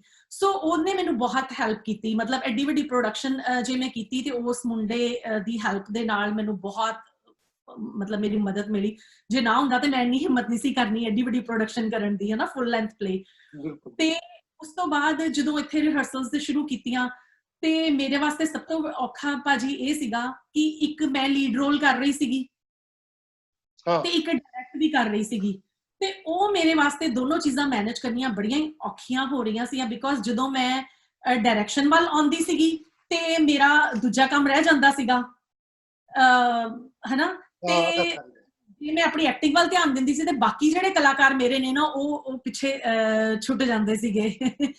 ਸੋ ਉਹ ਵੀ ਮੈਨੂੰ ਇੱਕ ਹੈਲਪ ਮਿਲੀ ਕਿ ਇੱਕ ਹੋਰ ਕੁੜੀ ਜੋਤ ਗਰੇਵਾਲ, ਉਹ ਵੀ NSD ਦੀ ਸਟੂਡੈਂਟ ਹੈ, ਉਹ ਇੱਥੇ ਮੈਲਬਨ ਸੀਗੀ ਉਸ ਟਾਈਮ ਦੇ ਵਿੱਚ, ਕੁਝ ਟਾਈਮ ਉਹ ਇੱਥੇ ਸੀਗੀ। ਉਹ ਮੇਰੇ ਕੋਲ 4-5 ਰਿਹਰਸਲਸ ਉਸ ਕੁੜੀ ਨੇ ਮੇਰੇ ਕੋਲ ਆਈ, ਉਹ ਵੀ 2 ਘੰਟੇ ਦੀ ਡਰਾਈਵ ਤੇ ਆਉਂਦੀ ਸੀ। ਇਹ ਵੀ ਉਹਦਾ ਪੈਸ਼ਨ ਸੀਗਾ ਕੁੜੀ ਦਾ, ਕਿ ਉਹਨੂੰ ਵੀ ਪਤਾ ਲੱਗਾ ਮਨਦੀਪ ਦੀ ਉਹ ਕਲਾਸ ਫੈਲੋ ਸੀਗੀ ਤੇ ਮਨਦੀਪ ਨੇ ਉਹਨੂੰ ਕਿਹਾ, ਤੇ 4-5 ਰਿਹਰਸਲਸ ਉਹ ਕੁੜੀ ਮੇਰੇ ਕੋਲ ਆਉਂਦੀ ਰਹੀ। ਤੇ ਉਹਦੇ ਆਉਣ ਦੇ ਨਾਲ ਮੈਨੂੰ ਲੱਗਾ ਕਿ ਮੇਰੇ ਸਿਰ ਤੋਂ ਕਿੰਨਾ ਸਾਰਾ ਭਾਰ ਲੱਥ ਗਿਆ ਉਹ 4-5 ਰਿਹਰਸਲਸ ਦੇ ਨਾਲ। ਬਿਕੋਜ਼ ਮੈਨੂੰ ਇਹ ਸੀਗਾ ਕਿ ਮੈਂ ਆਪਣਾ ਰੋਲ ਕਰ ਰਹੀ ਹਾਂ ਤੇ ਬਾਕੀਆਂ ਨੂੰ ਦੇਖਣ ਵਾਲਾ ਵੀ ਕੋਈ ਆ ਗਿਆ ਹੈਗਾ। ਅਦਰਵਾਈਜ਼ ਪਹਿਲਾਂ ਕੀ ਹੁੰਦਾ ਸੀਗਾ ਕਿ ਮੈਂ ਡੰਮੀ ਆਪਣੀ ਥਾਂ ਤੇ ਖੜਾ ਕਰਦੀ ਸੀ, ਮੈਂ ਸਾਹਮਣੇ ਹੋ ਕੇ ਡਾਇਲੌਗ ਬੋਲਦੀ ਸੀ ਤੇ ਬਾਕੀਆਂ ਨੂੰ ਮੈਂ ਵੇਖਦੀ ਸੀਗੀ। ਸੋ ਇਹ ਮਤਲਬ ਇਹ ਦੋ ਜਣਿਆਂ ਦੀ ਮੈਨੂੰ ਬਹੁਤ ਹੈਲਪ ਰਹੀ, ਮਨਦੀਪ ਦੀ ਤੇ ਜੋਤ ਦੀ, ਇਸ ਪ੍ਰੋਡਕਸ਼ਨ ਨੂੰ ਇੰਨਾ ਸਕਸੈਸਫੁਲ ਕਰਨ ਦੇ ਵਿੱਚ। ਤੇ ਤੀਜਾ ਸੀਗਾ ਇੱਕ ਸੁਮੀਤ ਢਿੱਲੋਂ ਕੁੜੀ, ਉਹ ਵੀ ਮੈਲਬਨ ਆਈ ਸੀਗੀ, ਉਹ ਵੀ ਸਬੱਬ ਦੇ ਨਾਲ ਮੈਨੂੰ ਮਿਲੀ, ਜਿਨੇ ਕਿ ਮੇਰੇ ਪਲੇ ਦੇ ਵਿੱਚ ਗਾਣੇ ਗਾਏ ਨੇ। ਬਹੁਤ ਹੀ ਖੂਬਸੂਰਤ ਉਸ ਕੁੜੀ ਦੀ ਆਵਾਜ਼ ਹੈ। ਉਹ ਵੀ ਗੁਰੂ ਨਾਨਕ ਦੇਵ ਯੂਨੀਵਰਸਿਟੀ ਤੋਂ ਹੈ ਕੁੜੀ, ਉਹਨੇ ਐਮਏ ਮਿਊਜ਼ਿਕ ਕੀਤੀ ਹੋਈ ਹੈ। ਹਾਂਜੀ ਹਾਂਜੀ ਹਾਂਜੀ ਹਾਂਜੀ। ਤੇ ਮਤਲਬ ਉਸ ਕੁੜੀ ਨੇ ਇੱਥੇ ਜਦੋਂ ਉਹ ਵੀ ਮੇਰੇ ਕੋਲ ਰਹੀ ਹਫਤਾ 10 ਦਿਨ, ਉਹ ਕੁੜੀ ਮੇਰੇ ਕੋਲ ਰਹੀ, ਇੰਨੀ ਖੂਬਸੂਰਤ ਉਹਦੀ ਆਵਾਜ਼। ਤੇ ਮੈਂ ਉਹਨੂੰ ਕਿਹਾ ਕਿ ਮੇਰਾ ਦਿਲ ਕਰਦਾ ਕਿ ਤੇਰੀ ਆਵਾਜ਼ ਜਿਹੜੀ ਹੈ ਨਾ ਕਿਤੇ ਵਰਤੀ ਜਾਏ, ਹਨਾ। ਤੇ ਉਹ ਚਲੀ ਗਈ ਸੀ ਵਾਪਸ ਅੰਮ੍ਰਿਤਸਰ। ਤੇ ਜਦੋਂ ਫਿਰ ਪਲੇ ਮੇਰਾ ਹੋਇਆ, ਇਹਦੇ ਗਾਣੇ ਮੈਂ ਲਿਖੇ ਸੀਗੇ, ਤੇ ਮੈਂ ਕਿਹਾ ਸੀ ਸੁਮੀਤ ਮੈਂ ਗਵਾਣੇ ਤੇ ਤੇਰੇ ਕੋਲ ਹੀ ਨੇ। ਤੇ ਉਹ ਗਗਨ ਵਡਾਲੀ, ਉਹ ਵੀ ਅੰਮ੍ਰਿਤਸਰ ਦਾ ਹੀ ਮੁੰਡਾ, ਉਹਨੇ ਹਾਂਜੀ ਮਿਊਜ਼ਿਕ ਤਿਆਰ ਕੀਤਾ ਤੇ ਸੁਮੀਤ ਢਿੱਲੋਂ ਨੇ ਇਹਦੇ ਗਾਣੇ ਗਾਏ। ਸੋ ਇਹ ਕੁਦਰਤ ਵੱਲੋਂ ਹੀ ਮੈਨੂੰ ਉਹ ਬੰਦੇ ਮਿਲਦੇ ਗਏ, ਜਿਨ੍ਹਾਂ ਕਰਕੇ ਮੇਰੀ ਇਹ ਪ੍ਰੋਡਕਸ਼ਨ ਜਿਹੜੀ ਹੈ ਕਾਮਯਾਬ ਪ੍ਰੋਡਕਸ਼ਨ ਜਿਹੜੀ ਹੈ ਹੋਈ। ਬਿਲਕੁਲ, ਮੈਂ ਇਸੇ ਕਰਕੇ ਅੱਜ ਇਹ ਗੱਲਾਂ ਦੂਜਿਆਂ ਦੇ ਨਾਲ ਸ਼ੇਅਰ ਕਰਨਾ ਚਾਹੁੰਦਾ ਵਾਂ। ਤੁਹਾਡਾ ਜਿਹੜਾ ਕਿ ਹੈ ਤੁਸੀਂ ਜਾ ਕੇ ਆਸਟ੍ਰੇਲੀਆ ਦੇ ਵਿੱਚ ਵੀ ਜਿਸ ਤਰ੍ਹਾਂ ਹੁਣ ਥੀਏਟਰ ਦੀ ਇੱਕ ਸ਼ੁਰੂਆਤ ਕਰ ਰਹੇ ਹੋ ਉੱਥੇ, ਕਿ ਬਿਗਨਿੰਗ ਦਾ ਪੀਰੀਅਡ ਦੇ ਵਿੱਚ ਕਿਵੇਂ ਪ੍ਰੋਬਲਮਸ ਆਉਂਦੀਆਂ, ਇੱਕ ਤੇ ਬੇਗਾਨੀ ਧਰਤੀ ਹੈ, ਦੂਜੇ ਲੋਕ ਨੇ, ਤੁਸੀਂ ਕਿਵੇਂ ਲੋਕਾਂ ਨੂੰ ਇਕੱਠੇ ਕਰ ਰਹੇ ਹੋ, ਕਿਵੇਂ ਸਾਰਾ ਇਹ ਜਿਹੜਾ ਇੱਕ ਬਿਗਨਿੰਗ ਦਾ ਸੰਘਰਸ਼ ਹੈ ਜਿਹੜਾ ਤੁਹਾਡਾ, ਇਹ ਤਾਂ ਕਿ ਇਸ ਗੱਲ ਨੂੰ ਕੋਈ ਹੋਰ ਵੀ ਸੁਣੇਗਾ ਆਪਣੇ ਸ਼ਹਿਰ ਦੇ ਵਿੱਚ, ਤੇ ਸ਼ਾਇਦ ਤੁਹਾਡੇ ਤੋਂ ਹੋਰ ਮੋਟੀਵੇਟ ਹੋ ਕੇ, ਤੁਹਾਡੇ ਕੋਲੋਂ ਹੋਰ ਜ਼ਿਆਦਾ એનર્ਜੀ ਲੈ ਕੇ, ਤੇ ਕੋਈ ਹੋਰ ਵੀ ਇਸ ਤੁਹਾਡੇ ਨਾਲ ਜੁੜੇਗਾ ਜਾਂ ਆਪਣਾ ਕੋਈ ਥੀਏਟਰ ਗਰੁੱਪ ਬਣਾਏਗਾ, ਕੋਈ ਕੰਮ ਕਰਨਾ ਚਾਹੇਗਾ। ਇੱਕ ਰਮਾ, ਮੈਂ ਤੁਹਾਡੇ ਕੋਲੋਂ ਇਹ ਜਾਣਨਾ ਚਾਹੁੰਦਾ, ਤੁਸੀਂ ਗੱਲ ਕੀਤੀ ਸੀ ਕਿ ਜਿਵੇਂ ਇੱਧਰਲੇ ਲੋਕ ਜਿਹੜੇ ਆ ਸੋਸ਼ਲ ਇਸ਼ੂਜ਼ ਨੂੰ ਲੈ ਕੇ ਚਾਹੁੰਦੇ ਨੇ ਵੀ ਨਾਟਕ ਹੋਣ। ਮੈਂ ਇੱਕ ਕੁਝ ਥੋੜਾ ਜਿਹਾ ਚਾਨਣਾ ਉਹਨਾਂ ਗੱਲਾਂ ਤੇ ਵੀ ਪਾਓ ਕਿ ਜਿਹੜੇ ਸਾਡੇ ਪੰਜਾਬੀ ਇੱਧਰੋਂ ਜਾਂਦੇ ਆ ਉੱਧਰ, ਹੈਨਾ, ਤੇ ਉਹਨਾਂ ਦੀ ਜਿਹੜੀ ਬਿਗਨਿੰਗ ਦਾ ਜਿਹੜਾ ਸੰਘਰਸ਼ ਹੈ ਨੌਜਵਾਨਾਂ ਦਾ, ਖਾਸ ਤੌਰ ਤੇ ਬਹੁਤ ਸਾਰੇ ਮੁੰਡਿਆਂ ਦਾ, ਕੁੜੀਆਂ ਦਾ, ਕਿੱਦਾਂ ਦੀ ਲਾਈਫ ਹੈ? ਥੋੜਾ ਜ਼ਰਾ ਕਲੀਅਰ ਗੱਲ ਜ਼ਰਾ ਕਰੋ ਉਹਦੇ ਬਾਰੇ। ਜਿਹੜੇ ਸਟੂਡੈਂਟਸ ਆਉਂਦੇ ਨੇ, ਹਾਂ, ਮੈਂ ਚਾਹੁੰਦਾ ਕਿ ਉਹਦੇ ਬਾਰੇ ਜ਼ਰਾ ਨਾ, ਜਿਹੜੇ ਸਾਡੇ ਯੰਗ ਲੋਕ ਸੁਣਦੇ ਪਏ ਨੇ ਉਹ ਸੁਣ ਸਕਣ ਉਹਦੇ ਬਾਰੇ, ਉਹਨਾਂ ਚੀਜ਼ਾਂ ਬਾਰੇ ਵੀ ਜਿਹੜੇ ਇਧਰੋਂ ਕਰਕੇ ਜਾਂਦੇ ਆ। ਸਟੂਡੈਂਟਸ ਦਾ ਬੜਾ ਔਖਾ, ਮਤਲਬ ਬਹੁਤ ਉਹਨਾਂ ਨੂੰ ਸਟਰਗਲ ਕਰਨੀ ਪੈਂਦੀ ਹੈ, ਮਤਲਬ ਹਰ ਫੇਜ਼ ਦੇ ਉੱਤੇ। ਪਹਿਲਾਂ ਮੋਰ ਓਵਰ ਜਦੋਂ ਇੱਥੇ ਆਉਂਦੇ ਨੇ, ਐਕਚੁਅਲੀ ਮੈਂ ਜਿਹੜਾ ਪਹਿਲਾ ਪਲੇ ਸੀਗਾ ਨਾ, ਉਹਦੇ ਵਿੱਚ ਇਹਨਾਂ ਸਾਰੀਆਂ ਚੀਜ਼ਾਂ ਨੂੰ ਮੈਂ ਦੱਸਿਆ ਸੀਗਾ ਵੀ ਉਹ ਸਟੂਡੈਂਟਸ ਜਿਹੜਾ ਇੱਥੇ ਆਉਂਦਾ ਵਾ, ਪਹਿਲੀ ਗੱਲ ਤੇ ਉਹਨਾਂ ਨੇ ਜਿੱਥੇ ਆਉਣਾ ਹੈ, ਸਟੂਡੈਂਟਸ ਨੇ ਜਿੱਥੇ ਆਉਣਾ ਹੈ, ਜਿਨ੍ਹਾਂ ਕੋਲ ਰਹਿਣਾ ਹੈ, ਉਹਨਾਂ ਦੇ ਸਾਰੇ ਪਤੇ ਠਿਕਾਣੇ, ਸਾਰਾ ਕੁਝ ਉਹਨਾਂ ਕੋਲ ਹੋਣਾ ਚਾਹੀਦਾ, ਜਿਹੜਾ ਕਿ ਉਹਨਾਂ ਕੋਲ ਨਹੀਂ ਹੁੰਦਾ। ਕਿਉਂਕਿ 12ਵੀਂ ਕਰਕੇ ਜਿਹੜੇ ਸਟੂਡੈਂਟਸ ਇੱਥੇ ਆਉਂਦੇ ਨੇ, ਉਹਨਾਂ ਕੋਲ ਪੂਰੀ ਉਹ ਚੀਜ਼ ਨਹੀਂ ਹੁੰਦੀ। ਪਿੰਡਾਂ ਤੋਂ ਪੜ੍ਹੇ ਹੋਏ, ਆਈਲੈਟਸ ਦੇ ਦਿੱਤੀ ਤੇ ਆ ਗਏ, ਉਹਨਾਂ ਕੋਲ ਪੂਰੀ ਇਨਫੋਰਮੇਸ਼ਨ ਨਹੀਂ ਹੁੰਦੀ। ਫਿਰ ਇੱਥੇ ਆ ਕੇ ਕਿੱਧਰ ਨੂੰ ਜਾਣਾ ਹੈ, ਕੰਮ ਜਿਹੜਾ ਐਕਸਪਲੋਇਟ ਵੀ ਹੁੰਦੇ ਨੇ ਕੰਮਾਂ ਦੇ ਵਿੱਚ, ਹਨਾ। ਸੋ ਇਹ ਚੀਜ਼ਾਂ ਜਿਹੜੀਆਂ ਨੇ ਨਾ, ਇਹਨਾਂ ਚੀਜ਼ਾਂ ਨੂੰ ਆਮ ਲੋਕਾਂ ਤੱਕ ਦੱਸਣਾ ਜ਼ਰੂਰੀ ਹੁੰਦਾ ਵੈ ਤੇ ਹੈਗਾ ਹੈ। ਮੇਰਾ ਜਿਹੜਾ ਪਹਿਲਾ ਪਲੇ ਸੀ, ਉਹਦੇ ਵਿੱਚ ਇਹਨਾਂ ਚੀਜ਼ਾਂ ਨੂੰ ਮੈਂ ਦਰਸਾਇਆ ਗਿਆ ਸੀ, ਤਾਂ ਹੀ ਬਹੁਤ ਸਾਰੇ ਮੈਨੂੰ ਬਾਅਦ ਵਿੱਚ ਇਹ ਮੈਸੇਜ ਆਇਆ ਕਿ ਇਹ ਤੇ ਮੇਰੀ ਕਹਾਣੀ ਹੈ, ਇਹ ਤੇ ਸਾਡੇ ਨਾਲ ਵਾਪਰਿਆ ਹੋਇਆ ਵਾ ਇਸ ਤਰ੍ਹਾਂ, ਕਿ ਜਾ ਕੇ ਧੱਕੇ ਖਾਂਦੇ ਨੇ ਸਟੂਡੈਂਟਸ। ਮਤਲਬ ਮੇਰੇ ਪਲੇ ਦੇ ਵਿੱਚ ਭਾਜੀ ਸੀਗਾ ਕਿ ਮੁੰਡਾ ਜਦੋਂ 에ਅਰਪੋਰਟ ਦੇ ਉੱਤੇ ਹੁੰਦਾ ਘਰ, ਆਪਣੀ ਮਾਂ ਨੂੰ ਕਹਿੰਦਾ ਕਿ ਮੇਰੇ ਦੋਸਤਾਂ ਮਿੱਤਰਾਂ ਨੇ ਮੈਨੂੰ ਲੈਣ ਆ ਜਾਣਾ 에ਅਰਪੋਰਟ ਤੇ, ਤੂੰ ਤੇ ਫਿਕਰ ਹੀ ਨਾ ਕਰ ਮਾਂ। ਜਦੋਂ 에ਅਰਪੋਰਟ ਦੇ ਉੱਤੇ ਆ ਕੇ ਉਤਰਦਾ, ਸਵੇਰ ਤੋਂ ਲੈ ਕੇ ਸ਼ਾਮ ਹੋ ਜਾਂਦੀ ਉਹਨੂੰ ਲੈਣ, ਕਿਉਂਕਿ ਸਾਰੇ ਆਪੋ ਆਪਣੇ ਕੰਮਾਂ 'ਚ ਲੱਗੇ ਹੁੰਦੇ ਨੇ। ਮਤਲਬ ਇਸ ਲਈ ਨਹੀਂ ਕਿ ਉਹ ਜਾਣਬੁੱਝ ਕੇ ਨਹੀਂ ਆਏ, ਕਿਉਂਕਿ ਉਹ ਜਿਹੜੇ ਅਗਲੇ ਨੇ ਉਹ ਆਪਣੀਆਂ ਆਪਣੀਆਂ ਸ਼ਿਫਟਾਂ 'ਚ, ਡੇ ਨਾਈਟ ਸ਼ਿਫਟਾਂ 'ਚ ਲੱਗੇ ਹੋਏ ਨੇ, ਉਹ ਨਹੀਂ ਪਹੁੰਚ ਸਕੇ ਉਹਦੇ ਤੱਕ। ਫਿਰ ਇੱਕ ਸਿਕਿਉਰਿਟੀ ਗਾਰਡ ਵਾਲਾ ਮੁੰਡਾ ਹੁੰਦਾ ਜਿਹੜਾ ਆ ਕੇ ਉਹਦੀ ਹੈਲਪ ਕਰਦਾ ਹੈ ਕਿ ਮੈਂ ਵੀ ਇਹਨਾਂ ਹਾਲਾਤਾਂ ਦੇ ਵਿੱਚੋਂ ਲੰਘਿਆ ਹੋਇਆ ਵਾਂ, ਤੇ ਤਾਂ ਮੈਂ ਤੇਰੀ ਹੈਲਪ ਕਰ ਦਿੰਦਾ ਵਾਂ। ਜੇ ਤੁਸੀਂ ਚਾਹੁੰਦੇ ਜੇ ਤੇ ਮੈਂ ਉਹ ਡਾਇਲੌਗਸ ਜਿਹੜੇ ਨੇ ਉਸ ਪਲੇ ਦੇ, ਜੇ ਤੁਸੀਂ ਕਹਿੰਦੇ ਜੇ ਤੇ ਮੈਂ ਥੋੜੇ ਜਿਹੇ ਤੁਹਾਨੂੰ ਸੁਣਾ ਸਕਦੀ ਹਾਂ। ਜ਼ਰੂਰ ਸੁਣਾਓ। ਅਸੀਂ ਪਹਿਲੀ ਨਾਟਕੀ ਰਚਨਾ ਅਸੀਂ ਸੁਣ ਸਕਾਂਗੇ ਉਹਦੇ ਵਿੱਚ ਰਾਈ ਨਾਲੇ। ਸਾਰਾ ਨਹੀਂ, ਮੈਂ ਥੋੜਾ ਜਿਹਾ ਕਿ ਜਦੋਂ 에ਅਰਪੋਰਟ ਆ ਜਾਂਦਾ ਹੈ, ਆਪਣੇ ਫਰੈਂਡਸ ਦੀ ਉਡੀਕ ਕਰਦਾ ਰਹਿੰਦਾ, ਉਹਨੂੰ ਕੋਈ ਲੈਣ ਨਹੀਂ ਆਉਂਦਾ, ਤੇ ਇੱਕ ਸਿਕਿਉਰਿਟੀ ਵਾਲਾ ਮੁੰਡਾ ਜਿਹੜਾ ਉਹ ਵੇਖਦਾ ਵਾ ਵੀ ਇਹ ਬੜੀ ਦੇਰ ਦਾ ਇੱਥੇ ਖੜਾ ਹੋਇਆ, ਤੇ ਉਦੋਂ ਉਹ ਉਹਦੇ ਕੋਲ ਆ ਕੇ ਕਹਿੰਦਾ ਹੈ ਕਿ ਪਹਿਲਾਂ ਤਾਂ ਉਹਨੂੰ ਮਤਲਬ ਆ ਕੇ ਕਹਿੰਦਾ ਵਾ ਵੀ ਉਹ ਆਪਣੇ ਕੰਮਾਂ ਦੇ ਵਿੱਚ ਲੱਗੇ ਹੋਣਗੇ ਤਾਂ ਨਹੀਂ ਤੈਨੂੰ ਲੈਣ ਆ ਸਕੇ। ਤੇ ਫਿਰ ਉਹ ਜਦੋਂ ਆਪਣੀ ਗੱਲ ਪੂਰੀ ਬੋਲਦਾ ਹੈ, ਕਹਿੰਦਾ ਕਿ ਪਰ ਸਭ ਨੂੰ ਹੈ ਇੱਕੋ ਸਲਾਹ ਮੇਰੀ, ਆਉਣ ਤੋਂ ਪਹਿਲਾਂ ਕਰੋ ਪੂਰੀ ਤਿਆਰੀ, ਜੇ ਪਤੇ ਠਿਕਾਣੇ ਪਤੇ ਹੋਣ ਸਾਰੇ, ਫੇਰ ਨਹੀਂ ਕੋਈ ਇੱਥੇ ਮਰਦਾ ਪਿਆਰੇ, ਜੇ ਯਾਰ ਤੇਰੇ ਆ ਜਾਵਣ ਤਾਂ ਚੰਗਾ ਵੀਰੇ, ਨਹੀਂ ਤੇ ਜ਼ਿੰਦਗੀ ਦੀ ਜੰਗ ਅੱਜ ਤੋਂ ਸ਼ੁਰੂ ਪਿਆਰੇ, ਕੁਝ ਦਿਨ ਚਾਹੇ ਤਾਂ ਕੋਲ ਰੱਖ ਸਕਦਾ ਹਾਂ ਆਪਣੇ, ਇਨ੍ਹਾਂ ਹਾਲਾਤਾਂ ਚੋਂ ਲੰਘ ਕੇ ਹੀ ਅੱਜ ਖੜਾ ਹਾਂ ਸਾਹਮਣੇ, ਬੰਦਾ ਹੀ ਬੰਦੇ ਦੇ ਕੰਮ ਆਉਂਦਾ ਹੈ, ਕਿਸੇ ਕਿਸੇ ਨੂੰ ਜੀਵਨ ਸਬਕ ਸਿਖਾਉਂਦਾ ਹੈ, ਕਿਸੇ ਨੇ ਇੱਕ ਦਿਨ ਬਾਹ ਫੜੀ ਸੀ ਮੇਰੀ ਇੱਥੇ, ਮੈਂ ਵੀ ਕਰਜ਼ਾ ਲਾ ਦੇਵਾਂ ਇੱਥੇ ਦਾ ਇੱਥੇ। ਮਤਲਬ ਇਹਦਾ ਕਿ ਉਹ ਇਹਨਾਂ ਹਾਲਾਤਾਂ ਚੋਂ ਲੰਘ ਚੁੱਕਾ, ਉਹਦੀ ਵੀ ਕਿਸੇ ਨੇ ਬਾਹ ਫੜੀ ਸੀ ਤੇ ਉਹ ਤਾਂ ਉਹਦੀ ਹੈਲਪ ਕਰ ਰਿਹਾ ਹੈ। ਹਾਂ, ਤੇ ਬਹੁਤ ਅੱਛਾ, ਬਹੁਤ ਵਧੀਆ ਹਨਾ। ਸੋ ਤੇਰੇ ਫਿਰ ਉਹਦੇ ਕੰਮ ਦੀ ਉਹਨੂੰ ਥੋੜੀ ਜਿਹੀ ਹੈਲਪ ਕਰ ਦਿੰਦਾ ਕਿ ਮੈਂ ਤੈਨੂੰ ਚੱਲ ਮੈਂ ਥੋੜਾ ਬਹੁਤਾ ਤੇਰੇ ਕੰਮ ਵਾਸਤੇ ਤੇਰੀ ਹੈਲਪ ਕਰ ਦਿੰਦਾ ਵਾ, ਪਰ ਤੂੰ ਮਿਹਨਤ ਕਰੇਗਾ ਤੇ ਤੂੰ ਪੱਕਾ ਹੋਏਗਾ, ਅਦਰਵਾਈਜ਼ ਇਹ ਸਿਫਾਰਿਸ਼ ਇੱਥੇ ਨਹੀਂ ਚੱਲਦੀ। ਤੇ ਨਾਲ ਉਹ ਉਹਨੂੰ ਹੋਰ ਵੀ ਹਦਾਇਤਾਂ ਜਿਹੜੀਆਂ ਉੱਥੇ 에ਅਰਪੋਰਟ ਦੇ ਉੱਤੇ ਦਿੰਦਾ ਹੈ ਕਿ ਹਾਂ ਸੱਚ, ਨਸ਼ੇ ਪੱਤੇ ਤੋਂ ਵੀ ਰੱਖੀ ਗੁਰੇਜ਼ ਇੱਥੇ, ਪੰਜਾਬ ਵਾਲੀਆਂ ਸਾਰੀਆਂ ਖੁੱਲਾਂ ਦਾ ਹੈ ਪਰਹੇਜ਼ ਇੱਥੇ, ਕਾਨੂੰਨ ਦਾ ਡੰਡਾ ਵੀ ਇੱਥੇ ਵਾਵਾ ਤਗੜਾ ਮਿੱਤਰਾ, ਲੱਖਾਂ ਦੇ ਕੇ ਵੀ ਨਹੀਂ ਕੋਈ ਇੱਥੇ ਛੁੱਟਦਾ ਮਿੱਤਰਾ। ਸੋ ਮੈਂ ਤੇ ਤੈਨੂੰ ਉਹੀ ਕੁਝ ਸਮਝਾਇਆ ਜੋ ਮੈਨੂੰ ਵੀ ਕਿਸੇ ਭਲੇ ਮਾਨਸ ਨੇ ਸੀ ਸਮਝਾਇਆ, ਚੰਗਾ ਵੀਰਾ ਹੋ ਜਾ ਤਿਆਰ ਫਿਰ ਲਾਮਾਂ ਨੂੰ, ਜ਼ਿੰਦਗੀ ਤੋਂ ਵੱਡੀ ਨਹੀਂ ਕੋਈ ਜੰਗ ਇਨਸਾਨਾਂ ਨੂੰ। ਬਿਲਕੁਲ ਬਿਲकुल, ਬਹੁਤ ਵਧੀਆ। ਉੱਥੇ ਮਤਲਬ ਉਹਨੂੰ ਜਿਹੜੀਆਂ ਗਾਈਡਲਾਈਨਸ ਮਿਲਦੀਆਂ ਨੇ, ਤੇ ਇਹ ਮੈਂ ਤਾਂ ਤੁਸੀਂ ਸਟੂਡੈਂਟਸ ਦੀ ਗੱਲ ਕੀਤੀ ਸੀ ਤੇ ਤਾਂ ਮੈਂ ਇਹ ਗੱਲ ਕੀਤੀ ਹੈ ਕਿ ਇਹ ਪ੍ਰੋਬਲਮਸ ਸਟੂਡੈਂਟਸ ਨੂੰ ਇੱਥੇ ਆਉਂਦੀਆਂ ਨੇ, ਉਹਨਾਂ ਨੂੰ ਅੱਗੇ ਨਹੀਂ ਪਤਾ ਵੀ ਅਸੀਂ ਕਿੱਧਰ ਨੂੰ ਜਾਣਾ, ਪਰ ਜੇ ਉਹਨਾਂ ਦਾ ਕੋਈ ਹੱਥ ਫੜਨ ਵਾਲਾ, ਉਹਨਾਂ ਨੂੰ ਗਾਈਡਲਾਈਨ ਦੇਣ ਵਾਲਾ ਮਿਲ ਜਾਂਦਾ ਹੈ ਤੇ ਫਿਰ ਉਹ ਸਹੀ ਰਸਤੇ ਤੇ ਪੈ ਜਾਂਦੇ ਨੇ। ਇਹ ਸੇਮ ਇਹ ਮੁੰਡੇ ਕੁੜੀਆਂ ਦੇ ਨਾਲ ਗਰਲਸ ਜਿਹੜੀਆਂ ਇਧਰੋਂ ਜਾਂਦੀਆਂ ਆਈਲੈਟਸ ਕਰਕੇ, ਤੇ ਸੇਮ ਇਦਾਂ ਦੀਆਂ ਪ੍ਰੋਬਲਮਸ ਨੇ ਸਾਰਿਆਂ ਨਾਲ?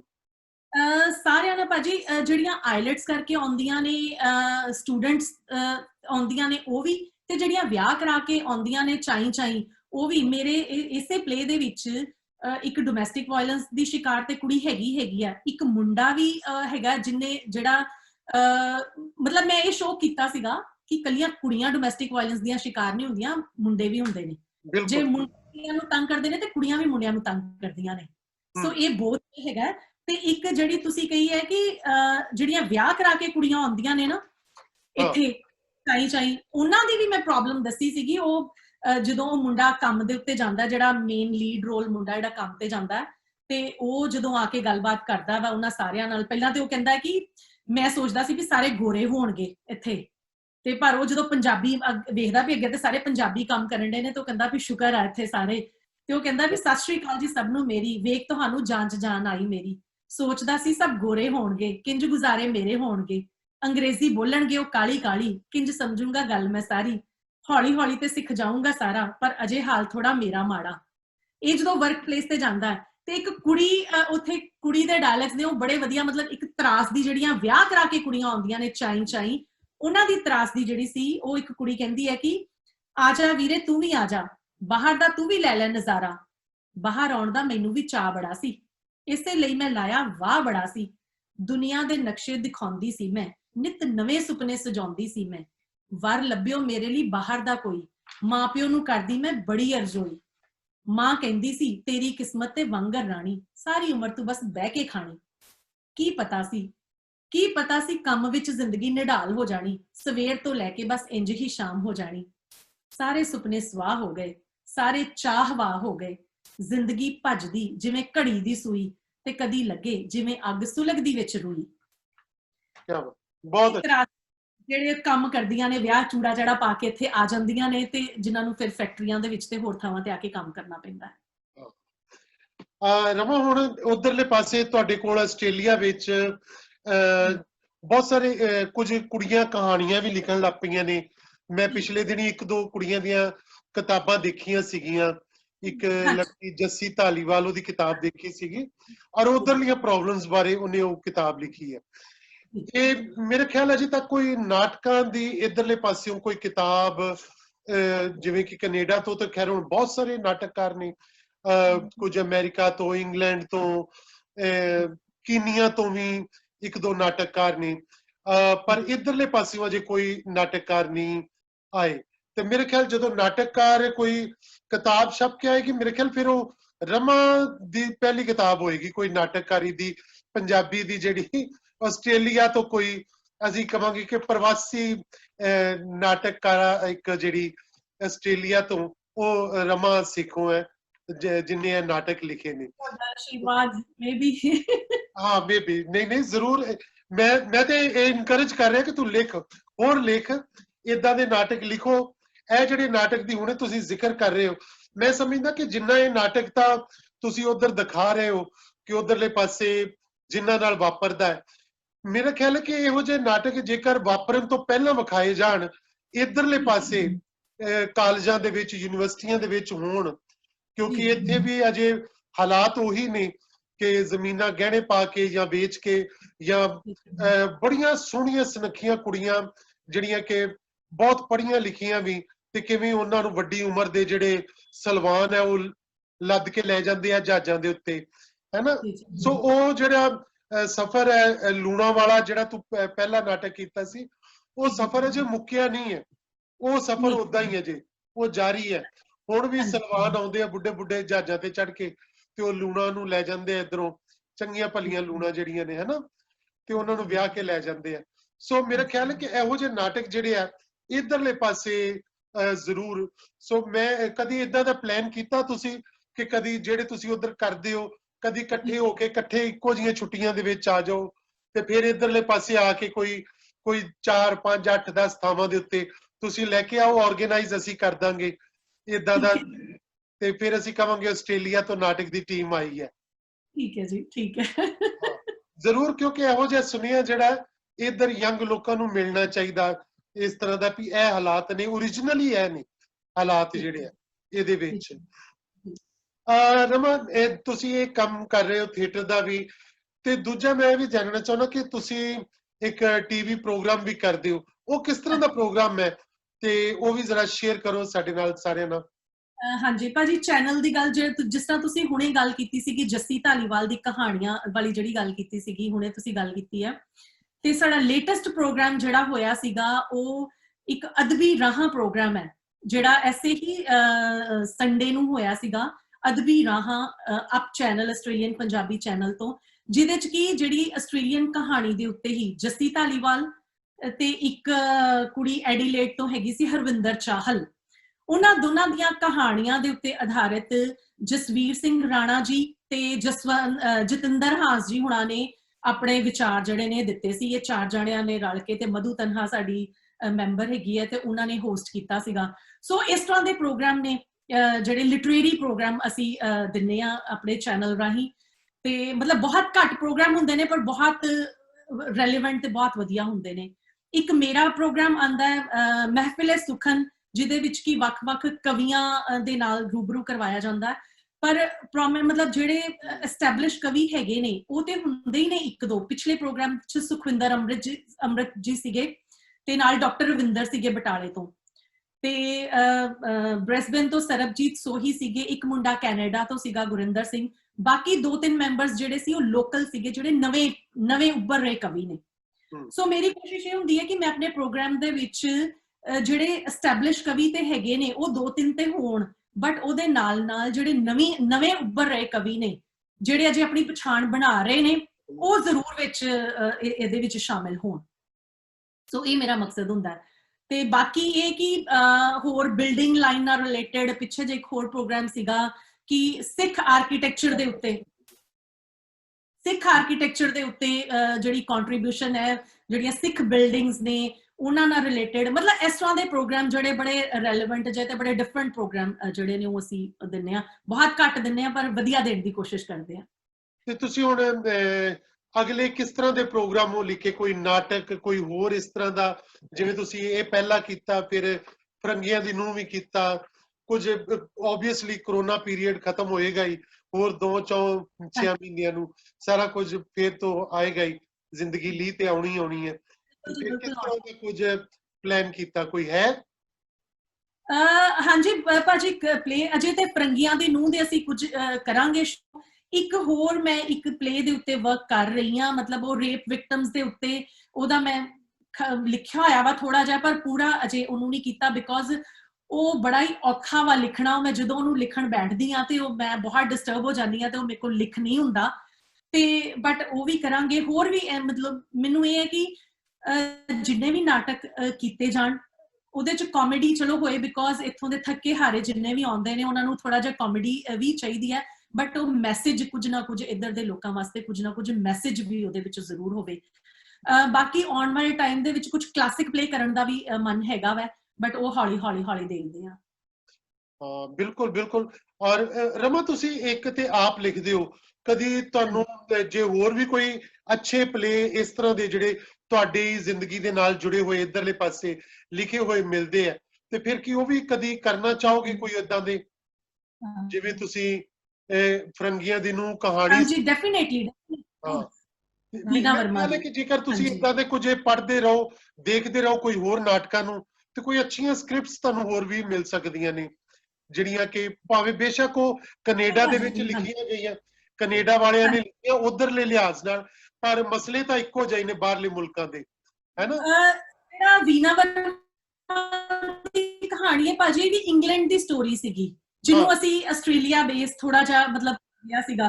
ਤੇ ਮੈਨੂੰ ਲੱਗਦਾ ਹੈ ਕਿ ਬਾਹਰ ਭਾਵੇਂ ਕੈਨੇਡਾ ਹੈ ਜਾਂ ਇੰਗਲੈਂਡ ਹੈ ਜਾਂ ਆਸਟ੍ਰੇਲੀਆ ਅਮਰੀਕਾ ਕਿਤੇ ਵੀ ਹੈ, ਮੈਨੂੰ ਲੱਗਦਾ ਕਿ ਸਮੱਸਿਆਵਾਂ ਜਿਹੜੀਆਂ ਨੇ ਬਾਹਰਲੇ ਲੋਕਾਂ ਦੀਆਂ ਪੰਜਾਬੀ ਭਾਈਚਾਰੇ ਦੀਆਂ, ਉਹ ਕਿਤੇ ਨਾ ਕਿਤੇ ਆਪਸ ਦੇ ਵਿੱਚ ਸਿਮਿਲਰ ਹੀ ਨੇ। ਬਿਲਕੁਲ। ਉਹ ਇੱਕੇ ਦਰਦ ਜਿਹਦੇ ਵਿੱਚੋਂ ਲੰਘਦੇ।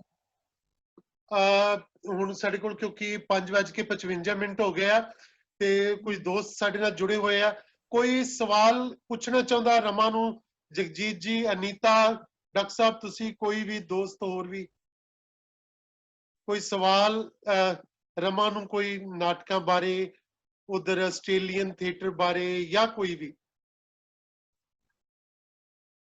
ਅਨੀਤਾ ਤੁਸੀਂ ਮਾਈਕ ਔਨ ਕਰ ਲਓ।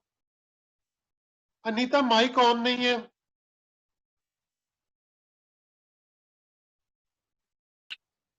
ਹਾਂਜੀ ਬਾਜੀ, ਇੱਕ ਮਿੰਟ ਹੋ ਗਿਆ। ਹਾਂਜੀ, ਸਤਿ ਸ਼੍ਰੀ ਅਕਾਲ ਜੀ। ਸਤਿ ਸ਼੍ਰੀ ਅਕਾਲ ਜੀ, ਕੀ ਹਾਲ ਚਾਲ ਨੇ? ਵਧੀਆ ਵਧੀਆ। ਤੇ ਲੈ ਰਮਾ ਨਾਲ ਗੱਲਾਂ ਕਰੋ, ਦੱਸੋ। ਮੈਨੂੰ ਇੱਕ ਯਾਦ ਆ ਗਿਆ ਭਾਈ, ਇੱਕ ਸ਼ੋਅ ਯਾਦ ਆ ਗਿਆ ਮੈਨੂੰ। ਮੇਰਾ ਖਿਆਲ ਆ ਉਹਦੇ ਵਿੱਚ ਰੱਥੀ ਸੁਣ ਰਹੀ ਸੀਗੀ, ਟਾਈਮ ਥੋੜਾ ਸੀਗਾ, ਮੈਂ ਕਿਹਾ ਹੁਣ ਮੈਂ ਇੱਥੇ ਬੈਠ ਕੇ ਸੁਣ ਲਵਾਂ। ਮੈਨੂੰ ਉਹ ਸ਼ੋਅ ਯਾਦ ਆ ਗਿਆ ਭਾਜੀ, ਜਿਹੜਾ ਜਲੰਧਰ ਰੇਡੀਓ ਸਟੇਸ਼ਨ ਤੇ ਹੋਇਆ ਸੀ, ਲੂਣਾ। ਬਈ ਤੁਸੀਂ ਦੋਵਾਂ ਕੁੜੀਆਂ ਨੇ ਇੱਕ ਦੂਜੀ ਨੂੰ ਪਛਾਣਿਆ ਕਿ ਨਹੀਂ?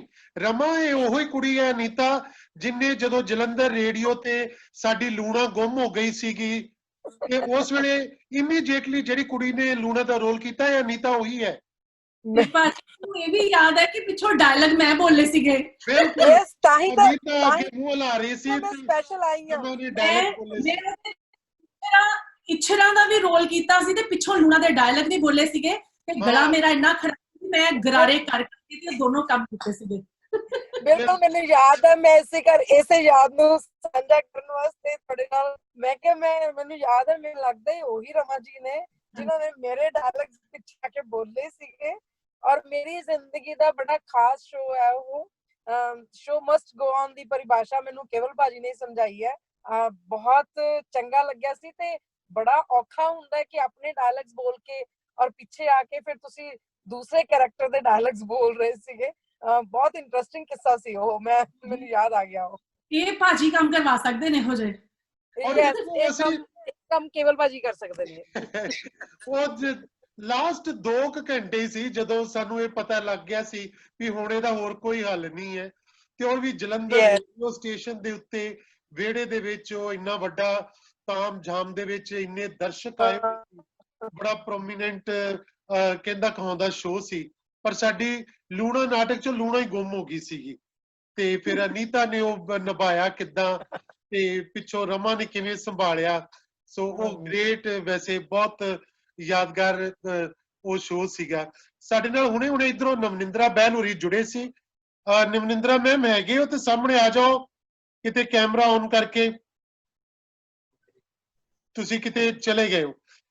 ਸੋ ਬਹੁਤ ਵਧੀਆ ਰਮਾ ਤੁਹਾਡੇ ਨਾਲ ਗੱਲਾਂ ਹੋਈਆਂ, ਬਹੁਤ ਸਾਨੂੰ ਆਸਟ੍ਰੇਲੀਆ ਦੀ ਲਾਈਫ ਬਾਰੇ ਔਰ ਉਧਰ ਜਿਹੜਾ ਤੁਸੀਂ ਬੀਜ ਰਹੇ ਹੋ ਪੰਜਾਬੀ ਰੰਗਮੰਚ ਦਾ, ਉਹਦੇ ਬਾਰੇ ਪਤਾ ਲੱਗਾ। ਕਿਉਂ ਮੈਨੂੰ ਇਸ ਲਈ ਆਸਟ੍ਰੇਲੀਆ ਦਾ ਚੰਗਾ ਲੱਗਦਾ ਹੈ ਗੱਲ ਕਰਨੀ। ਆਸਟ੍ਰੇਲੀਆ 'ਚ ਸਾਡੇ ਬੜੇ ਕਲਾਕਾਰ ਨੇ, ਮੇਰਾ ਅੱਧਾ ਮੰਚ ਰੰਗਮੰਚ ਤੋਂ ਉੱਥੇ ਜਾ ਕੇ ਬੈਠਾ ਹੋਇਆ ਵਾ। ਹਾਂ, ਉਹ ਜੇਕਰ ਮੈਂ ਉਧਰਲੇ ਪਾਸੇ ਕਿਤੇ ਜਾਵਾਂ ਤੇ ਮੈਨੂੰ ਇਧਰੋਂ ਟੀਮ ਖੜਨ ਦੀ ਲੋੜ ਨਹੀਂ ਹੈ। ਉਹ ਮੈਂ ਇੱਕ ਹਾਕ ਮਾਰਾਂਗਾ ਤੇ 15-20 ਐਕਟਰ ਤੇ ਇਮੀਡੀਏਟਲੀ ਉੱਥੇ ਆ ਜਾਣੇ ਆ, ਜਿਨ੍ਹਾਂ ਦਾ ਮੈਨੂੰ ਪਤਾ ਹੈ, ਤੇ ਉਹ ਵੀ ਫਿਰ ਬਾਅਦ ਚ ਆ ਜਾਣੇ ਜਿਨ੍ਹਾਂ ਦਾ ਮੈਨੂੰ ਨਹੀਂ ਪਤਾ ਹੈਗਾ ਕਿ ਉਹ ਕਿਹੜੇ ਕਿਹੜੇ ਨੇ ਉੱਥੇ ਤੇ ਕੀ ਕਰਦੇ ਨੇ। ਤੇ ਬਹੁਤ ਸਾਰੇ ਸਾਡੇ ਰਿਲੇਟਿਵ ਵੀ ਨੇ ਉਧਰਲੇ ਪਾਸੇ ਬੈਠੇ ਹੋਏ। ਸੋ ਇਸ ਤਰ੍ਹਾਂ ਤੇ ਪਰ ਰਮਾ ਜਿਹੜਾ ਕੰਮ ਕਰ ਰਹੀ ਹੈ, ਰਮਾ ਤੁਸੀਂ ਬਹੁਤ ਸੋਹਣਾ ਕੰਮ ਕਰ ਰਹੇ ਹੋ। ਸੋ ਇਹ ਕੰਮ ਨੂੰ ਕੰਟੀਨਿਊ ਰੱਖੋ। ਕਿਸੇ ਵੀ ਤਰ੍ਹਾਂ ਦੀ ਮਦਦ ਦੀ ਕੁਝ ਵੀ ਲੋੜ ਹੋਵੇ ਕਦੇ ਵੀ ਤੁਸੀਂ ਹਮੇਸ਼ਾ ਯਾਦ ਕਰਨਾ। ਸੋ ਅਸੀਂ ਸਾਰੇ ਤੁਹਾਡੇ ਨਾਲ ਆ। ਤੁਸੀਂ ਜਿਹੜਾ ਥੀਏਟਰ ਦੀ ਇੱਕ ਇਸ ਲਹਿਰ ਜਿਹੜਾ ਉੱਥੋਂ ਤੱਕ ਵੀ ਲੈ ਕੇ ਜਾ ਰਹੇ ਹੋ। ਸੋ ਬਹੁਤ ਸ਼ੁਕਰੀਆ ਤੁਹਾਡਾ, ਸਾਰੇ ਦੋਸਤਾਂ ਦਾ ਵੀ ਜਿਹੜੇ ਸਾਡੇ ਨਾਲ ਜੁੜੇ ਹੋ। ਤੇ ਕੱਲ ਨੂੰ ਅਸੀਂ ਫਿਰ ਜੁੜਾਂਗੇ 5 ਤੋਂ 6 ਵਜੇ। ਕੱਲ ਸਾਡੇ ਨਾਲ ਹੋਣਗੇ ਐਡਮਿੰਟਨ ਕੈਨੇਡਾ ਤੋਂ ਲਾਟ ਪਿੰਡਰ ਔਰ ਹਰਜੀਤ ਸੰਧੂ ਹੋਰੀ। ਹਰਜੀਤ ਸੰਧੂ ਵੀ ਉਹਨਾਂ ਚੋਂ ਇੱਕ ਨੇ ਜਿਹੜੇ ਮੰਚ ਰੰਗਮੰਚ ਦੇ ਮੋਢੀ ਮੈਂਬਰ ਸੀਗੇ। ਸੋ ਲਾਟ ਪਿੰਡਰ ਜਿਨ੍ਹਾਂ ਨੇ ਬਹੁਤ ਸਾਰਾ ਕੈਨੇਡਾ ਦੇ ਪੰਜਾਬੀ ਸੱਭਿਆਚਾਰ ਨੂੰ ਕਹਿ ਲਓ ਕਿ ਮੁੱਢਲੇ ਲੋਕਾਂ ਦੇ ਵਿੱਚੋਂ ਸੰਭਾਲਣ ਵਾਲੇ ਤੇ ਅੱਗੇ ਤੋਰਨ ਵਾਲੇ। ਸੋ ਕੱਲ ਅਸੀਂ ਉਹਨਾਂ ਦੋਨਾਂ ਸ਼ਖਸੀਅਤਾਂ ਦੇ ਨਾਲ ਗੱਲਾਂ ਕਰਾਂਗੇ ਉਧਰਲੇ ਰੰਗਮੰਚ ਬਾਰੇ ਤੇ ਉਹਨਾਂ ਦੇ ਰੰਗਮੰਚ ਸੰਘਰਸ਼ ਬਾਰੇ। ਸੋ ਅਗਲੇ ਦਿਨਾਂ ਦੇ ਵਿੱਚ ਹੋਰ ਵੀ ਬਹੁਤ ਸਾਰੀਆਂ ਪਰਸਨੈਲਿਟੀਆਂ ਸਾਡੇ ਨਾਲ, ਹਰਦੀਪ ਗਿੱਲ, ਅਨੀਤਾ ਦੇਵਗਨ, ਇੱਕ ਦਿਨ ਮੈਡਮ ਸੁਨੀਤਾ ਧੀਰ, ਇੱਕ ਦਿਨ ਨਵਨਿੰਦਰਾ ਬਹਿਲ ਵੀ ਸਾਡੇ ਨਾਲ ਜੁੜਨਗੇ।